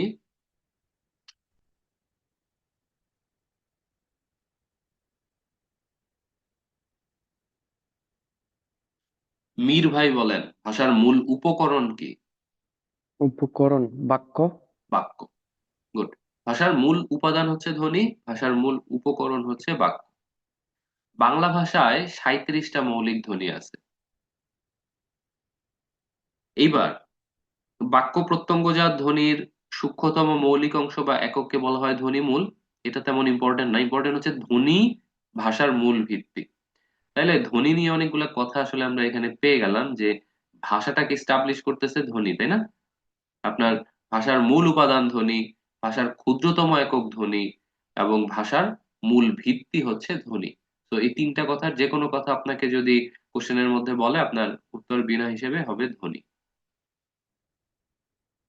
আচ্ছা, এবার দেখেন, এই যে ছকটা, আমি আপনাকে কিভাবে বুঝাই এই ছকটা কত বেশি ইম্পর্টেন্ট, কারণ এই ছকটার ভিতরে ওই যে কনফিউশন, আমরা তো উপাদান আর উপকরণের কথা শুধু বললাম, অথচ হাজারটা কনফিউশন বাদ রয়ে গেছে। কি বলেন তো? ভাষার মূল উপাদান ধ্বনি, ভাষার বৃহত্তম একক বাক্য, ভাষার মূল উপকরণ বাক্য, ভাষার ছাদ হচ্ছে বাক্য। আবার বাক্যের কথা তো বললাম, তাহলে বাক্যের মূল উপাদান কি? বাক্যের মৌলিক উপাদান হচ্ছে শব্দ, বাক্যের মূল উপাদান হচ্ছে শব্দ, বাক্যের মূল উপকরণ হচ্ছে শব্দ, বাক্যের ক্ষুদ্রতম একক হচ্ছে শব্দ, ধ্বনির উপকরণ হচ্ছে শব্দ, বর্ণের উপকরণ হচ্ছে শব্দ। তাহলে শব্দ নিয়ে তো কথা বললাম, শব্দের মূল উপকরণ, শব্দের মূল উপাদান হচ্ছে ধ্বনি। ভাষার ক্ষুদ্রতম একক ধ্বনি, শব্দের ক্ষুদ্রতম একক ধ্বনি, ভাষার স্বর বলা হয় ধ্বনিকে। কিন্তু শব্দের ক্ষুদ্রতম অংশ, শব্দের ক্ষুদ্রতম অংশ বর্ণ। ধ্বনিও হইতে পারে, কিন্তু আপনার উত্তর হবে কি? বর্ণ। ঠিক আছে, টু দা পয়েন্ট। শব্দের ক্ষুদ্রতম অংশ বর্ণ, বর্ণ নিয়ে শুধু এই একটা এমসিকিউই আছে। শব্দের ক্ষুদ্রতম অংশ বর্ণ, শব্দের ক্ষুদ্রতম অংশ বর্ণ, শুধু এই একটা এমসিকিউই আছে বর্ণ নিয়ে। শব্দের অর্থযুক্ত ক্ষুদ্রতম অংশ রূপ, শব্দের অর্থযুক্ত ক্ষুদ্রতম অংশ হচ্ছে রূপ। ভাষার অর্থযুক্ত ক্ষুদ্রতম একক হচ্ছে রূপমূল। ধ্বনি নির্দেশক চিহ্ন হচ্ছে বর্ণ। ভাষার ইট হচ্ছে বর্ণ।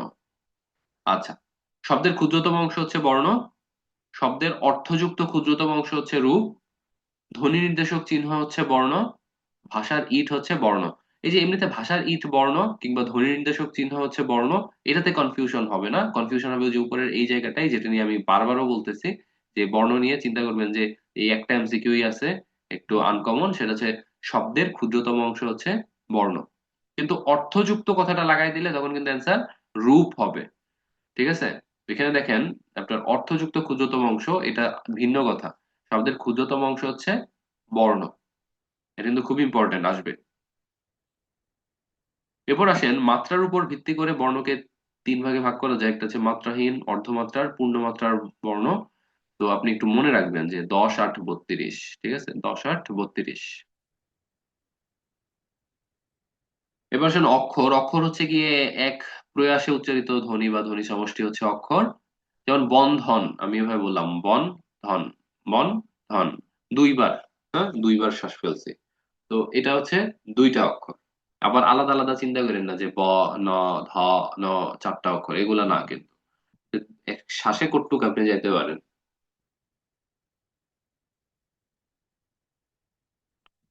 এবার মাত্রা কি? মাত্রা হচ্ছে অক্ষর উচ্চারণের কাল পরিমাণকে মাত্রা বলে।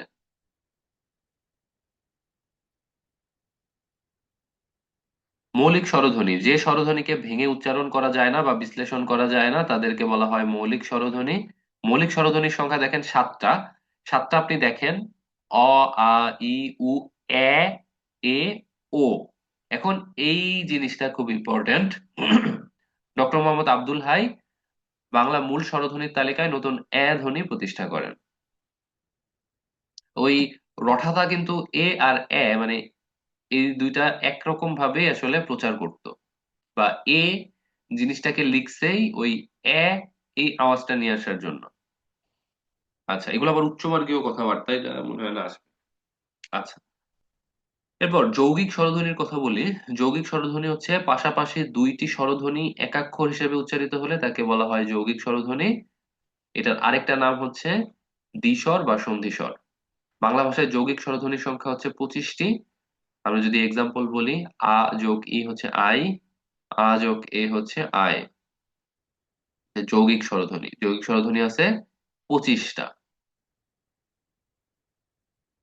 এরপর আমরা যদি বলি বাংলা ভাষার অর্ধ স্বরধ্বনি হচ্ছে 4টা। অর্ধ স্বরধ্বনি হচ্ছে যেসব স্বরধ্বনি পুরোপুরি উচ্চারিত হয় না সেগুলোকে অর্ধ স্বরধ্বনি বলে। যেমন আমরা যদি বলি ই, উ, এ, ও, আমরা কিন্তু এই ধরনের স্বরধ্বনিগুলো যা উচ্চারণ করব তখন কিন্তু টেনে টেনে বড় করে আমরা উচ্চারণ করতে পারি না। চাইলেই আমরা এগুলোকে কিন্তু দীর্ঘ করতে পারি না। তো যেমন আমরা ফর এক্সাম্পল যদি বলি চাই, এখানে চা, আ আছে, আবার ই আছে।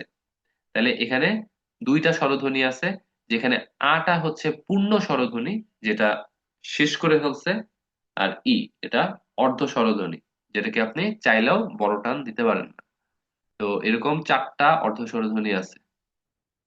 আর দ্বি স্বরধ্বনি হচ্ছে আপনার যখন এই যে এই মিলায়া কথাটা বললেন, মানে একটা পূর্ণ স্বরধ্বনি এবং একটা অর্ধ স্বরধ্বনি মিলায়া যখন কথাটা বললেন, তখন এটাকে বলা হয় দ্বি স্বরধ্বনি। এটিগুলো একটু কঠিন, আপনাদের কাছে আনকমন মনে হতে পারে, এর আগে মনে হয় না দেখছেন। আচ্ছা, বাংলা বর্ণমালায় দুইটি দ্বি স্বরধ্বনির জন্য আলাদা বর্ণই নির্ধারণ করা আছে, যেমন ওই আর ও। ওই রে আমরা যদি বলি তাহলে এটা কিন্তু স্বর অ, আর ই, ওই ওইভাবে আসে। এই যে এখানে দেখেন, ওই হচ্ছে অ যোগ ই, আর ও হচ্ছে অ যোগ উ বা ও যোগ উ। তো আমরা বলতে পারি যে বাংলা বর্ণমালায় যৌগিক স্বরজ্ঞাপক বর্ণ হচ্ছে দুইটা।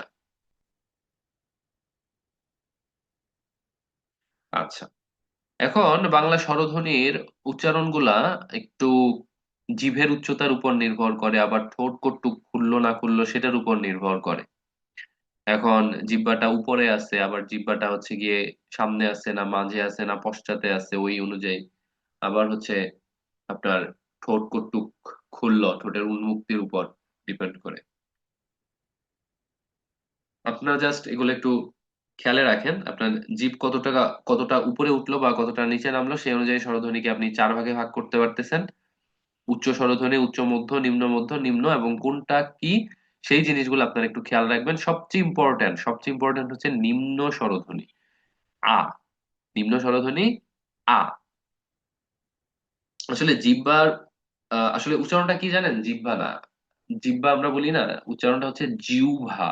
ঠিক আছে, হ যোগ ব এর যে উচ্চারণটা, হ যোগ ব, ওইটার উচ্চারণ হয় জিহ্বা। ঠিক আছে, যেমন আহ্বান, আমি আপনাকে আহ্বান করছি, আউ ভান করছি, ও আর ভ দিয়ে এটা রিপ্লেস হয়। ঠিক আছে, এই একইভাবে জিহ্বা, জিহ্বা। তো আপনার ওইটা বলা আমার উদ্দেশ্য না। আমি এখানে যেটা বলতেছি সেটা হচ্ছে ওই জিহ্বার যে পজিশনটা, সেটা আসলে উপরে উঠানো নাকি নিচে নামানো, সেই অনুযায়ী আমরা এই 4টা ক্যাটাগরি করছি। এর ভিতরে নিম্ন স্বরধ্বনি হচ্ছে আ। আপনি জিহ্বার অবস্থানটা নিজেই চিন্তা করে দেখতে পারেন, আপনার জিহ্বা কিন্তু নিচে পড়ে রয়েছে আ বলার সময়। আচ্ছা, এরপর স্বরধ্বনি উচ্চারণের সময় ঠোঁট কতটুকু খোলা বা বন্ধ থাকবে, অর্থাৎ কি পরিমাণ উন্মুক্ত থাকবে, তার ভিত্তিতে স্বরধ্বনি আবার 4 প্রকার: সংবৃত, অর্ধ সংবৃত, অর্ধবিবৃত, আর বিবৃত। মনে রাখবেন, বিবৃত হচ্ছে আ।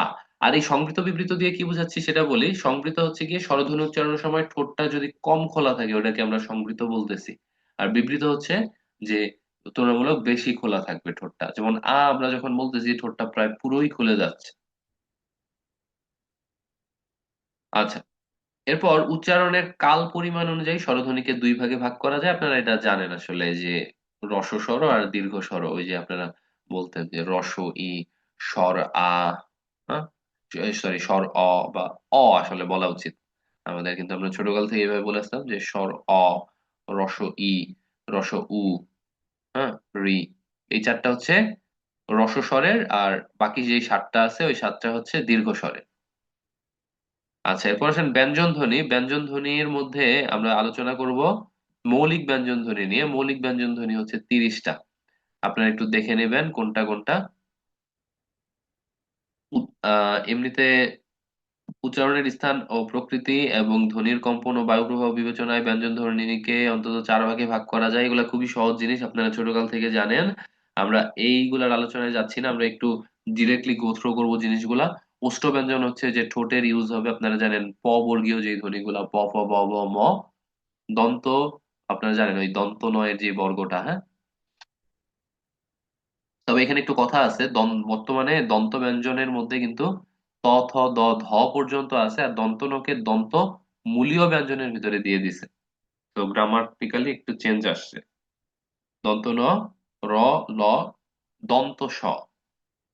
এরপর মূর্ধন্য ব্যঞ্জন যেটা, সেটার মধ্যে আছে ট ঠ ড ঢ, আবার ড এর মতন দেখতে র, ঢ এর মতন দেখতে র গুলা। এগুলো সব মূর্ধন্য ব্যঞ্জনের মধ্যে। আর তালব্য ব্যঞ্জনের মধ্যে আছে চ, ছ, জ, ঝ, স। তালব্য স। দেখেন তালব্য স যখন আপনি বলতেছেন তখন কিন্তু এটা তালব্য ব্যঞ্জনের ভিতরে আছে, এটা আপনি বুঝেই ফেলতেছেন। আর বাকিগুলো কেমনে বুঝবেন জানেন? একটু চাবায় চাবায় আওয়াজটা আসবে। চ, ছ, জ, ঝ। চিন্তা করে দেখেন, চাবায় চাবায় কিন্তু আওয়াজটা আসতেছে। এগুলো তালব্য ব্যঞ্জন। আর কণ্ঠ ব্যঞ্জন হচ্ছে কণ্ঠ থেকে আসবে, আপনারা এটা জানেন, ক খ গ ঘ উ ও। কণ্ঠনালীয় ব্যঞ্জন। কণ্ঠনালীয় ব্যঞ্জন উচ্চারণের সময় ধ্বনিদ্বার থেকে বায়ু কণ্ঠনালী হয়ে সরাসরি বের হয়ে আসে, যেমন হাতি বলার সময় হ কণ্ঠনালীয় ব্যঞ্জন ধ্বনির উদাহরণ। এরপর স্পৃষ্ট ব্যঞ্জন। স্পৃষ্ট ব্যঞ্জন হচ্ছে গিয়ে ওই যে বর্গ করব আমরা, 5টা বর্গে ভাগ করব সেগুলা, তবে এখানে আসলে ন গুলাকে বাদ দিয়ে দিব। হ্যাঁ, উ ও ই ও এই নাসিক্য বর্ণগুলোকে বাদ দিয়ে দিব। তো এই নাসিক্য ব্যঞ্জন গুলোকে আমরা বাদ দিয়ে দিচ্ছি। এরপর আমরা যদি বলি উষ্ম ব্যঞ্জন, এই উষ্ম ব্যঞ্জন গুলা হচ্ছে আপনার দন্ত স, তালব্য স এবং হ। এই তিনটা হচ্ছে উষ্ম ব্যঞ্জন। পার্শ্বিক ব্যঞ্জন হচ্ছে ল, কম্পিত ধ্বনি হচ্ছে র, তাড়িত বা তারণজাত ধ্বনি হচ্ছে ডয় বিন্দু র, ঢয় বিন্দু র। আমি তাড়াতাড়ি গো থ্রো করতেছি, আপনার হতাশার কোনো কারণ নাই। এই সবগুলা জিনিস, এই সবগুলা জিনিস একদম সবার শেষে একদম আমি স্টার মেরে দিছি এই ছকটার ভিতরে আছে, দেখেন। এই যে পার্শ্বিক বর্ণ ল, অন্তস্থ বর্ণ জ র ল ব, হ্যাঁ, নাসিক্য ধ্বনি, ঊষ্ম ধ্বনি, তারণজাত ধ্বনি, কম্পনজাত ধ্বনি, ঘর্ষণজাত ধ্বনি, ঘৃষ্ট বর্ণ, এই সবগুলাই কিন্তু আপনার এই ছকটার মধ্যে আছে। এই ছকটা কত বেশি ইম্পর্ট্যান্ট, আমি আপনাকে কি দিয়ে বুঝাই এই ছকটা কত বেশি ইম্পর্ট্যান্ট। আচ্ছা, এখানে কিছু ইম্পর্ট্যান্ট কথা আছে। ব্যঞ্জন বর্ণের সংক্ষিপ্ত রূপকে বলা হয় ফলা। ফলা হচ্ছে সাতটা, ঠিক আছে? ওই যে ওইখানে 6টা দেখতেছিলাম, একটা মিসিং ছিল। তো র এর একটা অনুবর্ণ হচ্ছে রেফ। পরাশ্রয়ী ধ্বনি হচ্ছে আপনারা জানেন এই তিনটা, অনুসার, বিসর্গ, চন্দ্রবিন্দু। অনুসার, এটার উচ্চারণ কিন্তু উ এর মতন উচ্চারণ হবে, যেমন রং, বং ইত্যাদি। বিসর্গ, বিসর্গ হলো আপনার কিন্তু অঘোষ হয়ের উচ্চারণে প্রাপ্ত ধ্বনি। তবে মজার ব্যাপার হচ্ছে আপনার হয়ের উচ্চারণ হচ্ছে ঘোষ, আর এই বিসর্গ এর উচ্চারণ হচ্ছে অঘোষ। তাহলে বিসর্গ এর উচ্চারণটা কিন্তু হয়ের সাথে আপনার রিলেটেবল। এখন আপনি বলবেন ভাই ঘোষ অঘোষ তো বুঝি না, আমরা এই যে একটু মিস করে ফেলছি। আমরা একটু আবার যাই ব্যাকে। আপনি এখানে দেখেন, ঘোষ হচ্ছে যে ধ্বনি উচ্চারণের সময় স্বরতন্ত্রী অনুরণিত হয়, সেটা হচ্ছে ঘোষ। এভাবে আপনি আসলে বুঝা খুব টাফ। আর অঘোষ হচ্ছে গিয়ে স্বরতন্ত্রী অনুরণিত হয় না। তা আমি আপনাকে বলবো যে আপনি হচ্ছেন এই ছকটার দিকে তাকান, এই ছকটা দিয়ে আমি একটা সহজ একটা ট্রিক্স দেখাবো।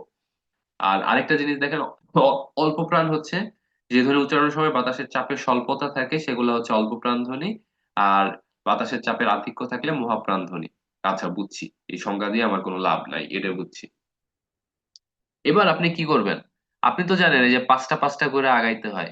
তো এই 1 2 3 4 5, এই যে প বর্গীয় পর্যন্ত 5টা বর্গ আপনি ধরেন চিন্তা করলেন।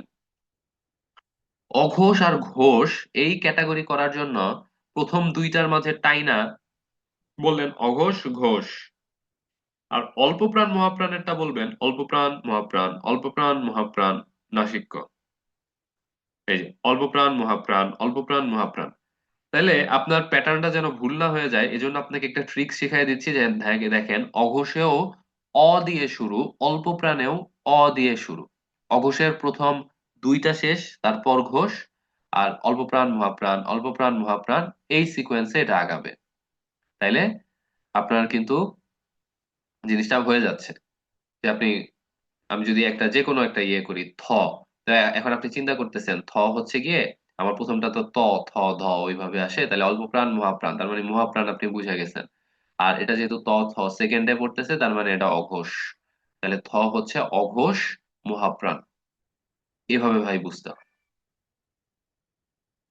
আর তিনটা শই অল্প প্রাণ অঘোষ, আর এই হটা এই মহাপ্রাণ ঘোষ।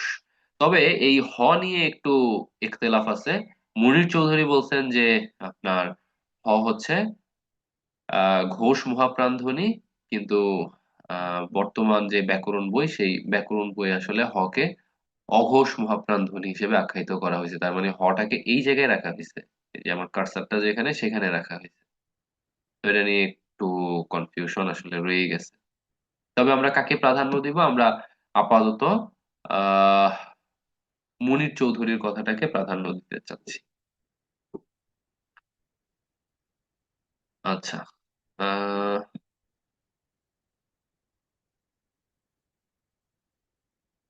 এরপর চলে আসেন আপনার বর্ণ। বর্ণের মধ্যে আমরা যেটা নিয়ে আলোচনা করতে চাই সেটা হচ্ছে এ, এ, এ, এই দুই ধরনের আওয়াজ আসে, এটা আমরা অলরেডি বলছি। আর ওই আর ও এর ব্যাপারেও আমরা বলছি। ইও, ইউ এর আওয়াজ কিন্তু তিন ধরনের হয়, যেমন আমি যদি বলি যে এরকম আপনার মিয়া, হ্যাঁ, আয়ের মতন আওয়াজ, এই না মানে একটু নাকানো আয়ের মতন আওয়াজ মিয়া। আবার আপনি যখন যুক্ত বর্ণের মতন দিচ্ছেন, যুক্ত বর্ণে আপনি ইউ এর নিচে চ ছ জ ঝ এগুলার কোনোটা দিচ্ছেন, তখন অঞ্চল নয়ের মতন কিন্তু আওয়াজটা আসতেছে, হ্যাঁ, অঞ্চল, চঞ্চল, দেখছেন দন্ত নয়ের মতন কিন্তু আওয়াজটা আসতেছে। আবার আপনি যখন বর্গীয় জয়ের সাথে যুক্ত করতেছেন যুক্ত বর্ণ হিসেবে, তখন কিন্তু এটা গ, গ এরকমের মতো গ গ গ এর মতন আসতেছে। দেখেন জ্ঞান বা যজ্ঞ, ঠিক আছে, জ্ঞান বা যজ্ঞ। তো এই জন্য এই উচ্চারণগুলা খুব ইম্পর্ট্যান্ট। এই উচ্চারণগুলো আমি কেন পিক করছি বলেন তো, 47 বিসিএসে দুইটা কোশ্চেন মনে হয় দেখলাম উচ্চারণ থেকে আসছে। আচ্ছা, এখানে দেখেন অনেকগুলো উচ্চারণ দেওয়া আছে, আপনারা দাগায় দেওয়া আছে, আপনারা একটু দেখে নিবেন। যেমন উদ্যোক্তা, এটা আসলে কিভাবে আমরা দেখি উদ্যোক্তা। আচ্ছা, আমার একজন বলেন তো, ওই যে বসন্ত রঞ্জন এর পরে নামটা কি হবে, এর পরের উচ্চারণটা কি হবে? বিদ্যুৎ বিদ্যুৎ। বিদোদ বল্লভ, ঠিক আছে, বিদোদ বল্লভ, ডাবল দ, বিদোদ বল্লভ, বিদ দ বল্লভ। আচ্ছা, তো এগুলা দেখবেন আর কি, এটা খুব ইজি। এগুলার মধ্যে এই যে এগুলাতে একটু প্যাচ লাগে, যে বন্যি, হ্যাঁ, এই যে হ আর দন্ত ন একসাথে আছে, তো এটা উচ্চারণটা আসবে বন্যি, বন্যি।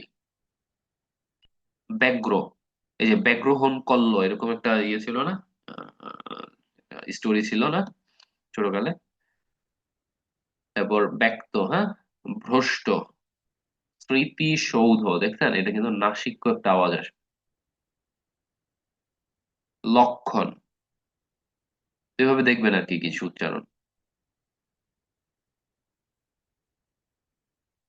ওমা, এটা বিসিএস এও আসছে দেখি, আমি তো এটা ফাউ কোশ্চেন ভাবছিলাম।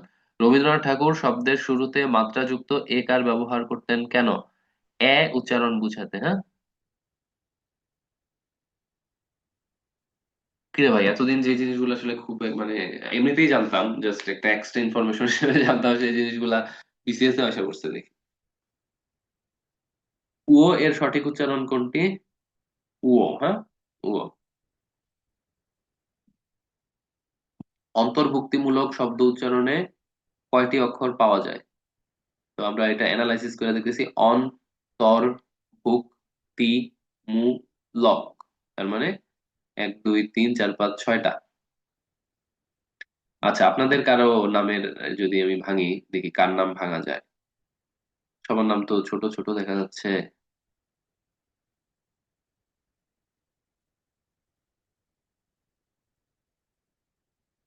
সবার নাম ছোট ছোট, জাস্ট দুইটা। সবার নাম ছোট ছোট, জাস্ট দুইটা দুইটা দেখতেছি। আচ্ছা, তাহলে আর লাগবে না। এই গ্রীষ্মটা কই?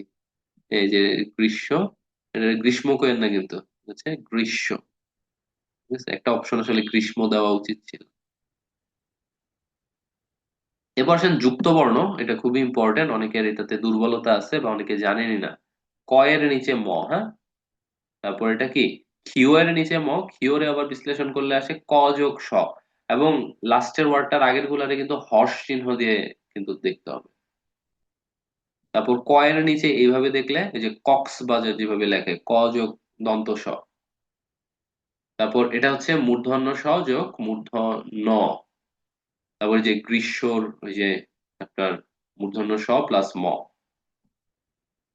তারপর এটা হচ্ছে অঞ্চল, অঞ্চলের ইয় আর চ।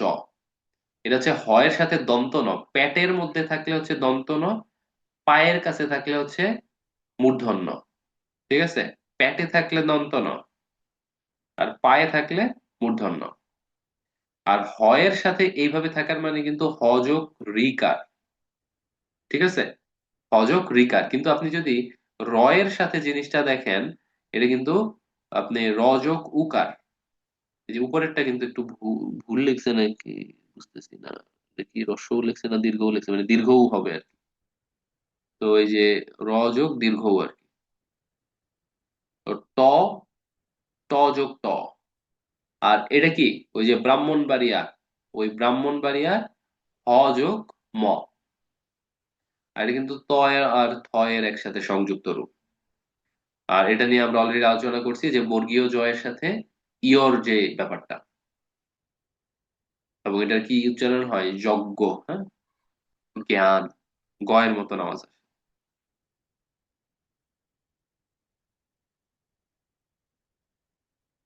তো এখানে দেখেন, এটার উচ্চারণ কি হবে বলেন তো, 10 নাম্বারটা, এই শব্দের যুক্তাক্ষর যেটা, এটার উচ্চারণ কি হবে?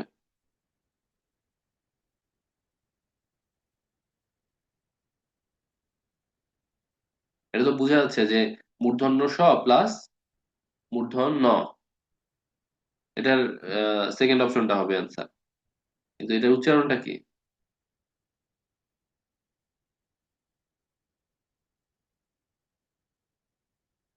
কেউ বলতে পারেন না?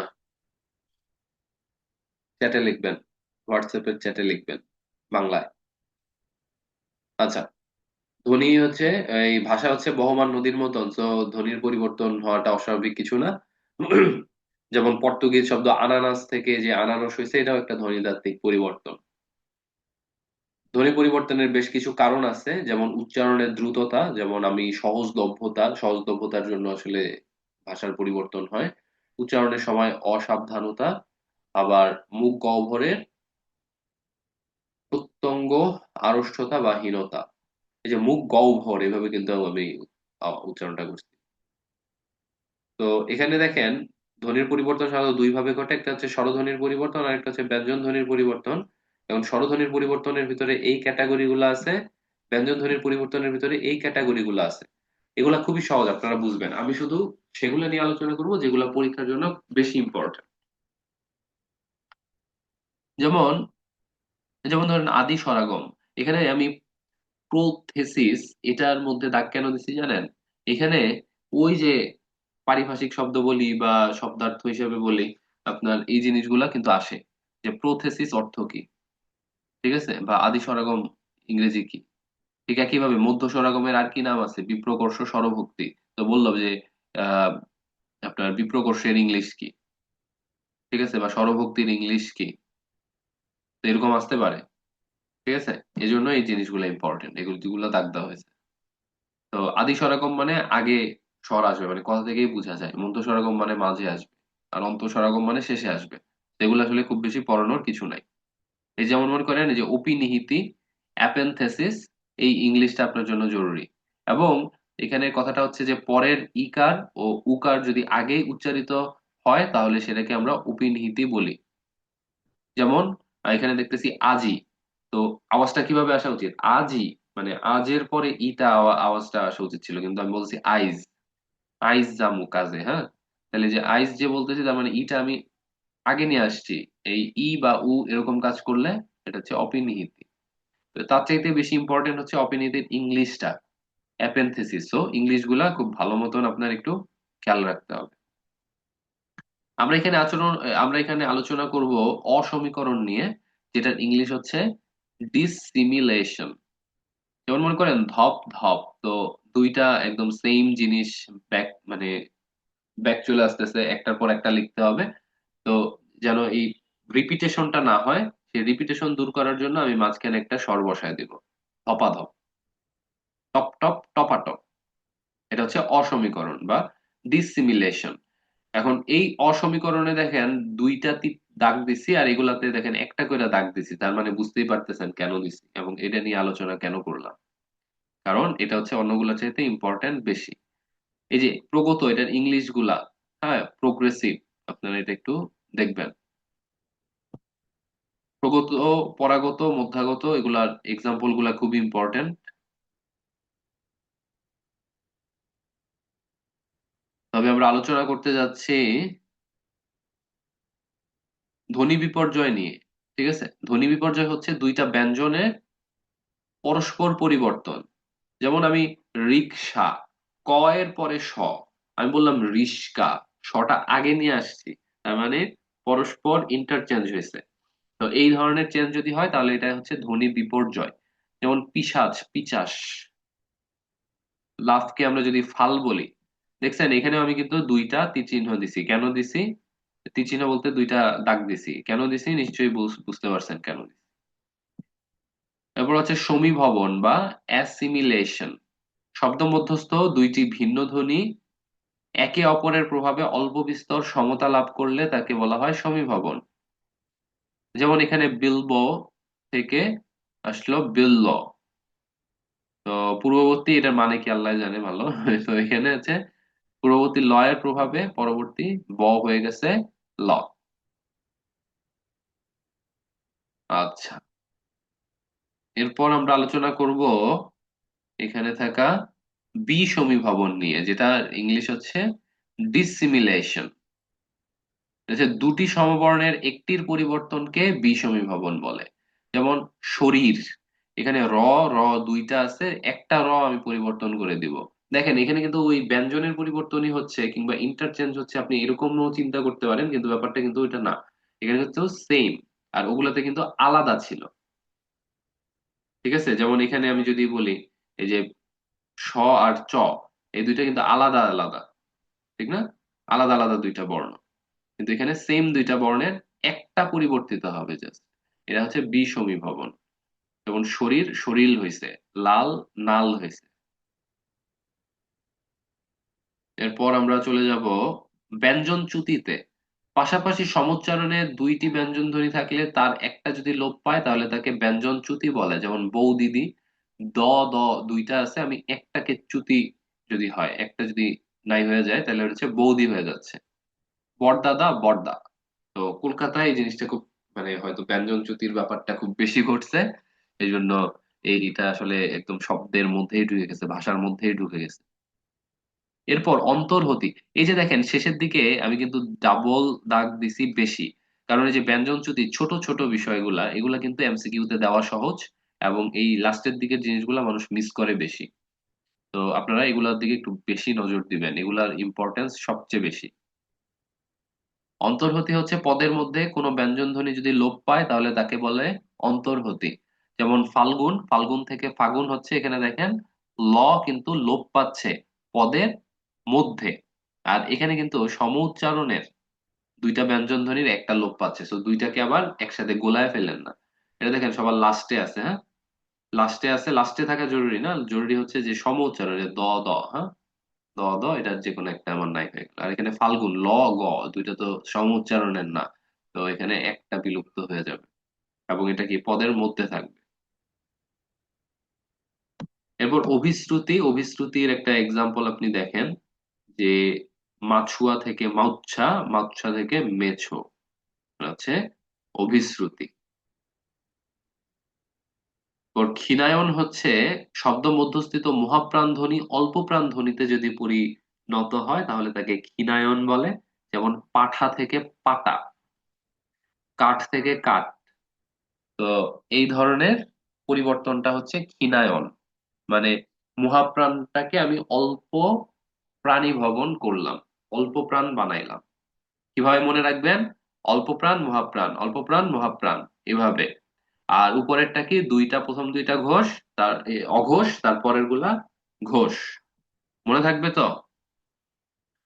হ্যাঁ, তো কি মনে থাকবে? জি ভাই।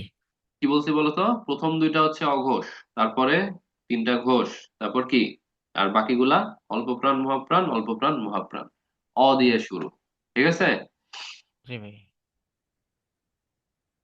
এরপর ঘোষী ভবন হচ্ছে, আসলে কথা থেকে বোঝাচ্ছে যে অঘোষরে ঘোষ বানাবো।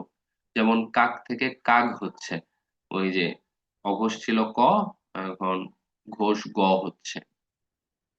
আবার অঘোষী ভবন, ঘোষ থেকে অঘোষ হইলে অঘোষী ভবন, যেমন বাবু থেকে বাপু হচ্ছে। তো এই গেল মোটামুটি ধ্বনি পরিবর্তন। ধ্বনি পরিবর্তনটা নিয়ে একটু ভালোই প্যারা খাবেন আপনারা। ধ্বনি পরিবর্তনটা আসলে আমিও বেশ প্যারা খাইতাম। তবে আমি যেগুলা বেশি মানে ডাবল দাগ দিছি ওগুলার দিকে একটু বেশি নজর দিয়েন, হ্যাঁ, ওগুলার দিকে একটু বেশি নজর দিয়েন। ওগুলা মানে পইরা বাকিগুলা যদি মাথা থেকে নাইও হয়ে যায় আফসোস করেন না, ঠিক আছে? কিন্তু আমি যেগুলা ডাবল দাগ দিছি এগুলা যেন একটাও মাথা থেকে না যায়, প্লিজ। এরপর চলে আসেন নত্যবিধান। নত্যবিধান হচ্ছে আসলে তৎসম শব্দের বানানে মূর্ধন্যের সঠিক ব্যবহারই হচ্ছে নত্যবিধান। এবং মজার ব্যাপার হচ্ছে যে তৎসম শব্দ ছাড়া মূর্ধন্য এর কোনো ইউজই নাই, মানে নত্যবিধানের কোনো ভ্যালিডিটি নাই। আমি যদি মানে বিদেশি শব্দের কথা বলি, বাংলা শব্দের কথা বলি, অরিজিনাল বাংলা শব্দ, তদ্ভব শব্দের কথা বলি, তাহলে কি নাই, এই নত্যবিধানের কোনো অস্তিত্বই নাই। কিসের মধ্যে খালি আছে? তৎসম শব্দে আছে। তো আমরা যদি বলি ট বর্গীয় ধ্বনি, আমরা জানি কোনগুলা, ট, ঠ, ড, ঢ। এই ধ্বনির আগে দন্তন ব্যবহৃত হবে না, দন্তনটা চেঞ্জ হয়ে মূর্ধন্য হয়ে যাবে। যেমন ঘন্টা, হ্যাঁ, ঘন্টা, কণ্ঠ, হ্যাঁ, এরকম। তো এখানে বেশ অনেকগুলো এক্সাম্পল আছে, আপনারা দেখে নেবেন। আমরা সেকেন্ড রুলটা যদি যাই, তৎসম শব্দে রি, র, স এর পরে মূর্ধন্য হয়। এখানে র মানে কিন্তু শুধু র না, র মানে কিন্তু র ফলা, র মানে কিন্তু রেফ, এগুলাও কিন্তু এটার মধ্যে আসবে। তারপর এখানে মূর্ধন্য স মানে শুধু মূর্ধন্য স না, এটার ভিতরে ওই যে ক্ষীয় আসবে। ক্ষীয় মানে কি, ক যোগ স, এখানে একটা স এর ব্যাপার স্যাপার আছে। সো রি, র, স এবং এগুলার যে উপজাত আছে সবগুলার পরেই আপনার মূর্ধন্য পাবেন। যেমন আমরা যদি বলি ঋণ, তৃণ, বর্ণ, এই দেখছেন র এর উপজাত বলা যায়, হ্যাঁ। বর্ণনা, কারণ, ব্যাকরণ। এই যে ব্যাকরণে যে মূর্ধন্য আসছে এটা কিন্তু নত্ব বিধানের নিয়ম অনুযায়ী আসছে। তো এখানে আরো বেশ কিছু এক্সাম্পল আছে বক্সের মধ্যে, আপনারা চোখ বুলাবেন, অবশ্যই ভালোভাবে স্ক্যান করে নেবেন চোখ দিয়ে। ওকে। এরপর দেখেন এখানে একটা জিনিস শিখানো হয়েছে, সেটা হচ্ছে রি, র, স এর পরে এই জিনিসগুলো যদি থাকে, এই জিনিসগুলা কি, আপনি দেখেন অ, আ, ই, ই, উ, মানে স্বরবর্ণ যেগুলো আছে সেগুলা। আর ক বর্গীয় ধ্বনি, প বর্গীয় ধ্বনি, আর কি মূর্ধন্য স, আপনার অন্তস্থ অ, ব, হ, অনুসার, এগুলা যদি থাকে তাহলে এটার পরে মূর্ধন্য হয়। যেমন আমরা যদি বলি আহ আক্রমণ, অগ্রহায়ণ, হ্যাঁ, পূর্বাহ্ন, পূর্বাহ্ন বানানটা দেখছেন, পূর্বাহ্ন, আপনার শ্রবণ, এই সবগুলাই কিন্তু এই নিয়মে আসছে। অগ্রহায়ণটা একটু ভালো মতন দেখেন, অগ্রহায়ণ, হ্যাঁ। এই যে এই র এর পরে হ আসছে, হ্যাঁ, অগ্র, র এর পরে হ আসছে, এজন্য পরবর্তীতে আপনি মূর্ধন্য পাইছেন। এটা এটা এটা একটু মনে রাখা টাফ, এজন্য আমি আপনাদেরকে সাজেস্ট করব যে আপনার যে রুলটা মনে রাখা টাফ হয়, আপনি প্যারা না খায়া কি করবেন, এক্সাম্পল গুলো দেখে ফেলবেন, তাইলে আপনার মাথায় আইডিয়া চলে আসবে। ঠিক আছে, এক্সাম্পল গুলো দেখে ফেলবেন, তাইলে মাথায় যদি আইডিয়া নাও আসে, এক্সাম্পল গুলো দেখে, ওই এক্সাম্পল থেকেই তো কোশ্চেন আসে, তো আপনি বুঝা ফেলাইবেন আসলে জিনিসটা কি। আচ্ছা, এখানে আমি পূর্বাহ্ন নিয়ে একটু কথা বলি।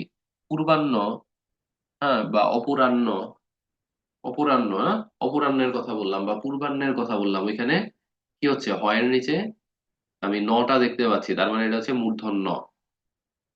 আর মধ্যাহ্ন যখন আমি বলি, তখন কিন্তু হয়ের পেটে দন্ত নটা আমরা লিখি।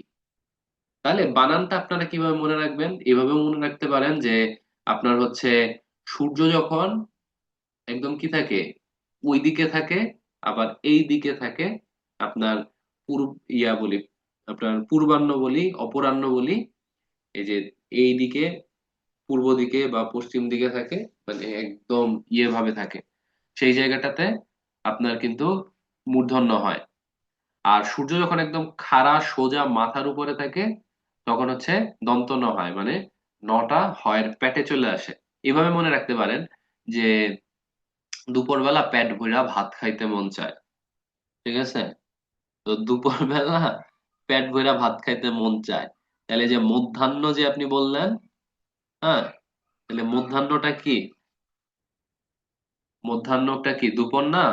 তো দুপুরে পেট ভইরা ভাত খাইতে মন চায়, এটা দিয়ে কি বুঝাচ্ছি, ওই হয়ের পেটের ভিতরে ন। তাহলে আপনার পূর্বাহ্ন আর অপরাহ্ন, এগুলা হচ্ছে সূর্য একদম সাইডে সাইডে থাকে, এই জন্য এই জায়গাগুলোতে হচ্ছে মূর্ধন্য। আর মধ্যাহ্নতে ন কিন্তু পেটের মধ্যে থাকবে, ঠিক একইভাবে সায়াহ্ন, ওটাতেও আপনার নটা পেটের মধ্যে থাকবে। ঠিক আছে, এ মনে থাকবে তো? এটা নিয়ে কিন্তু কনফিউশন আছে। ঠিক আছে তানভীর ভাই, ঠিক আছে?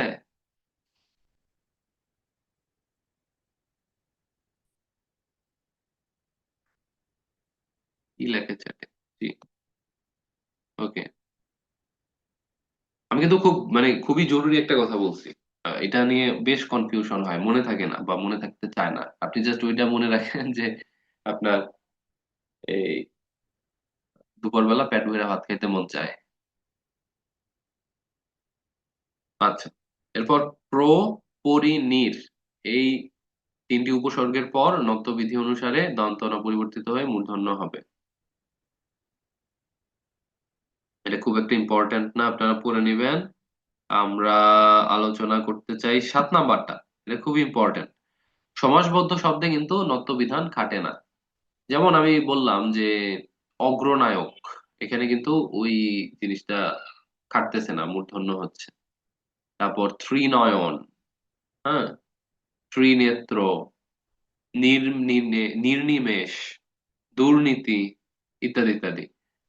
ইভেন সবচেয়ে ইম্পর্টেন্ট কথা যেটা বুয়েটে অনেকবার আসতে দেখছি আমি, ত্রিহায়ন, ত্রিহায়ন। ঠিক আছে, এই ত্রিহায়ন কিন্তু একটা সমাসবদ্ধ শব্দ, এই জন্য ত্রিহায়ন বানানে কিন্তু মূর্ধন্য হবে না, দন্তন্য হবে। তো ত্রিহায়ন বানানে এতদিন যারা মূর্ধন্য দিয়ে আসা ভাবতেন যে ঠিক লিখছেন, তারা কিন্তু ভুলের মধ্যে আছেন। ত্রিহায়ন বানানে কি হবে, অবশ্যই অবশ্যই দন্তন্য হবে, কারণ সমাসবদ্ধ শব্দে কি হয় না, নর্তবিধান খাটে না। তো ট বর্গীয় ধ্বনির সাথে মূর্ধন্য হয়, ত বর্গীয় ধ্বনির সাথে আবার দন্ত ন হয়, এটা নিয়ে আপনারা পড়ে নিবেন। আর আমরা আরেকটা জিনিস বলছি যে বাংলা তদ্ভব বিদেশি শব্দে কি হয় না, মূর্ধন্য হয় না, এখানে আপনারা শুধু দন্ত নই দেখতে পাবেন, যেমন কর্নেল, গভর্নর, গ্রিন। কিছু কিছু শব্দে স্বভাবতই মূর্ধন্য হয়, এটা আমি ছন্দ আছে এখানে ওইভাবেই পড়তাম, চাণক্য, মাণিক্য, গণ, বাণিজ্য, লবণমন, বেরুবিনা, কঙ্কন, কণিকা, কল্যাণ, শোণিত, মণি, স্থানগুণ, পুণ্য, বেনি, ফণি, অনুবিপনী, গণিকা। এভাবে খুব ভালো মতন পড়ার চেষ্টা করবেন। এখানে চিক্কন নিক্কন, হ্যাঁ, এই বানানটাতে অনেকে প্যাচ লাগায়। আমি এইভাবে মনে রাখতাম, মানে উচ্চারণটা তো এরকম যে চিক্কন নিক্কন, কিন্তু আমি মানে বানানটা মনে রাখার জন্য এইভাবে পড়তাম যে চিক্কন নিক বন। ঠিক আছে, কয়ের নিচে কিন্তু ব, জাস্ট এটা মনে রাখার জন্য, হ্যাঁ, উচ্চারণ কিন্তু নিক্কনই, কিন্তু আমি জাস্ট মনে রাখার জন্য কয়ের নিচে কিন্তু ব। অনেকে ভাবে যে চিক্কন, এটাতে কয়ের নিচে ক আছে, এখানেও বুঝি কয়ের নিচে ক, না কিন্তু এখানে কিন্তু চিক্কন, এটা নিক্কনে কয়ের নিচে কিন্তু ব। তো এভাবে মনে রাখতে পারেন চিক্কন নিক বন, যদিও উচ্চারণটা এমন না। দেখেন আমি ডিটেলস আসলে ভাইঙা বলে দিচ্ছি আপনার, যে যে জায়গায় কনফিউশন হতে পারে সেই জিনিসগুলো আমি এখানে আপনাকে ক্লিয়ার করে দিচ্ছি। এরপর আসেন সত্য বিধান। সত্য বিধান ওই নত্য বিধানের মতোই একই কথা, যে শুধু তৎসম শব্দে ইউজ হবে। এখানেও ওরকম একটা জিনিস দেওয়া আছে যে আপনার যে স্বরবর্ণ আছে অথবা ক র, এটার পরে যদি স প্রত্যয়ের স থাকে তাহলে এর পরে মূর্ধন্য স হয়। যেমন ভীষণ, ভূষণ, ওষুধ, হ্যাঁ, ওষুধি, এগুলা। এরপর এখানে একটু ব্যতিক্রম জিনিসে আমরা আসি। রি ও রি কারের পর মূর্ধন্য স হয়, যেমন কৃষি, বৃষ্টি, হ্যাঁ। কিন্তু কৃষ তালব্য শ, হ্যাঁ। এই কৃষ ধাতু জাত যে শব্দগুলো আছে, কৃষ, কৃষ্টা, কৃষকায়, এগুলাতে কিন্তু তালব্য শই হচ্ছে, কারণ এগুলার মানে উৎপত্তি তো কৃষ থেকে। তাহলে আমি তালব্য শ যেটা, ওটা পরিবর্তন হয়ে তো আর মূর্ধন্য স হবে না। রেফের পর মূর্ধন্য স হয়, আমরা এই রেফের পর মূর্ধন্য ন হয় সেটাও আমরা দেখছি। এখানে মূর্ধন্য স হয়, একটা কমন জিনিস আমরা কিন্তু দেখলাম। সম্মানসূচক শব্দে এ কারের পর মূর্ধন্য স হয়, যেমন কল্যাণী এষু, হ্যাঁ, শ্রদ্ধাস প দেশু। এই যে একারের পর কিন্তু আপনার মূর্ধন্য স হচ্ছে। তবে তবে তবে এখানে কথা আছে, আপনি যদি এই সম্মানবাচক শব্দটা কোনো স্ত্রীবাচক শব্দে ইউজ করেন, তখন আপনার কিন্তু অন্য কিছু হবে। যেমন তখন আপনার একারের পরিবর্তে আপনাকে আপনার আকার দিতে হবে, যেমন কল্যাণী এসু না বইলে আপনাকে বলতে হবে কল্যাণী আশু। তাহলে মূর্ধন্য স না হয়ে আপনি কিন্তু দন্তন্য স ইউজ করতেছেন। আচ্ছা, এখানে আমি আর কিছু টাচ করলাম না। আপনারা এই এক্সাম্পল গুলো ভালো মতন দেখবেন। আরেকটা ইম্পর্টেন্ট কথা হচ্ছে যে সংস্কৃত সাত প্রত্যয়যুক্ত পদেও মূর্ধন্য স হয় না, যেমন ভূমিস্বাদ, ধূলিস্বাদ, অগ্নিস্বাদ, অকস্মাৎ। কারণ সাত থেকে মানে সাত প্রত্যয় যুক্ত, আমি ওই জায়গায় কিভাবে মূর্ধন্য স নিয়ে আসবো দন্ত স্বরে চেঞ্জ করে। আর কিছু কিছু শব্দের স্বভাবতই মূর্ধন্য স হবে, আপনার যেমন আষাঢ়, শেষ, ঈষৎ, মেষ, ইত্যাদি ইত্যাদি। আপনারা এটা ভালো মতন গো থ্রো করবেন, চোখ দিয়ে ভালো মতন স্ক্যান করবেন।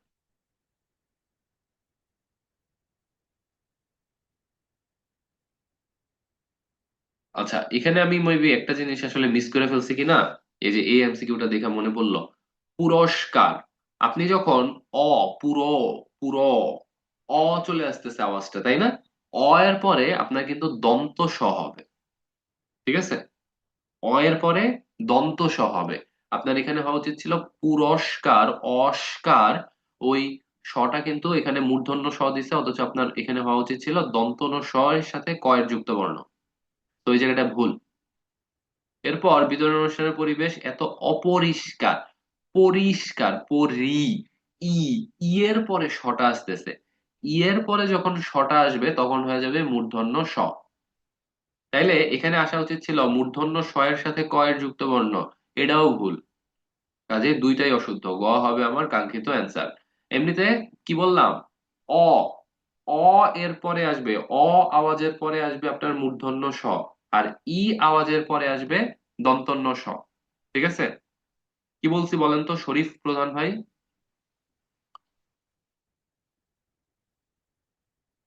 শরীফ প্রধান ভাই,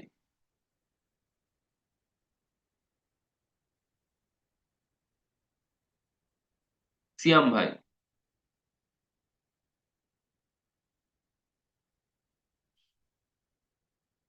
সিয়াম ভাই কি বলছি বলেন তো?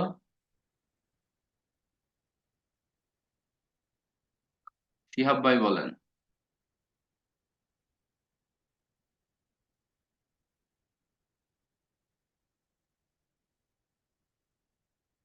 কি ব্যাপার?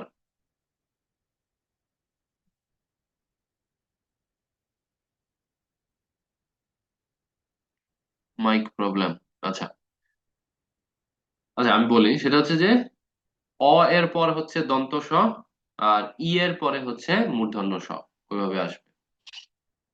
আচ্ছা, এরপর আসেন বানান শুদ্ধিকরণ। বানান শুদ্ধিকরণ আসলে আমরা অনেকটা পড়েই ফেলছি। আচ্ছা, বানান শুদ্ধিকরণ যে লেখছে না, শুদ্ধিকরণ, এই বানানটাও কিন্তু খুব ইম্পর্টেন্ট। হ্যাঁ, অনেকে এটারে শুদ্ধিকরণ কি রস্বইকার দিয়ে লিখতে চায়, ঠিক আছে, যেটা ভুল। আপনাকে কিন্তু শুদ্ধিকরণ এভাবে লিখতে হবে, দীর্ঘইকার দিয়ে।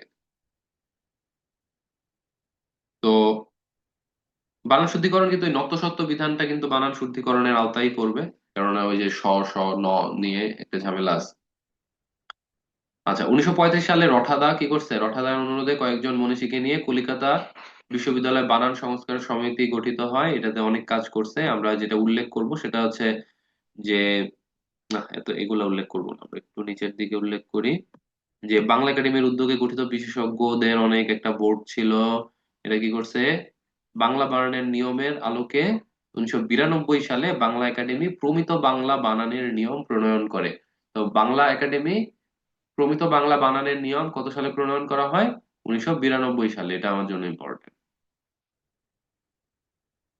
আচ্ছা, এখানে কিছু রুল দেওয়া আছে, এগুলো আসলে এমনিই পারা যায়। এখানে যেই এক্সাম্পল গুলো আছে এগুলা খুব সহজ। আমি জাস্ট দুই একটা বলবো। সেটা হচ্ছে যে অঙ্ক, অনেকে আমরা কিভাবে লিখতে চাই, অ এর পরে অনুসার নিয়ে আসতে চাই, অথচ ওটা ভুল। অ এর পরে আপনি কিন্তু কি এই উ আর ক এর যে যুক্ত বর্ণ এভাবে আনতে হবে, ওই অঙ্কটা কিন্তু ভুল। আপনাকে কিন্তু উও আনতে হবে অঙ্ক। আপনি যখন এই গুণী দীর্ঘ ইকারের সাথে কোনো কিছু যোগ করে দিবেন, তখন এটা কিন্তু রস্বইকার হয়ে যাবে। গুণীজন, প্রাণীবিদ্যা, মন্ত্রী পরিষদ। মন্ত্রী পরিষদ এটা রস্বইকার হবে, এখানে তো একটু রস্বইকার দিবেন, রস্বইকার দিবেন এখানে। যদিও বলছে যে ইকারের ব্যবহারও থাকতে পারে, রস্বইকার দিবেন। এটা আমার কাছে একটু কনফিউজিং মনে হচ্ছে। এখানে রস্বইকারই দিবেন, ঠিক আছে। মন্ত্রী পরিষদ এটাই দিবেন, উপরে যেটা দাগানো আছে ওটুকুই দিবেন, নিচেরটা কাটা, নিচেরটা দিবেন না।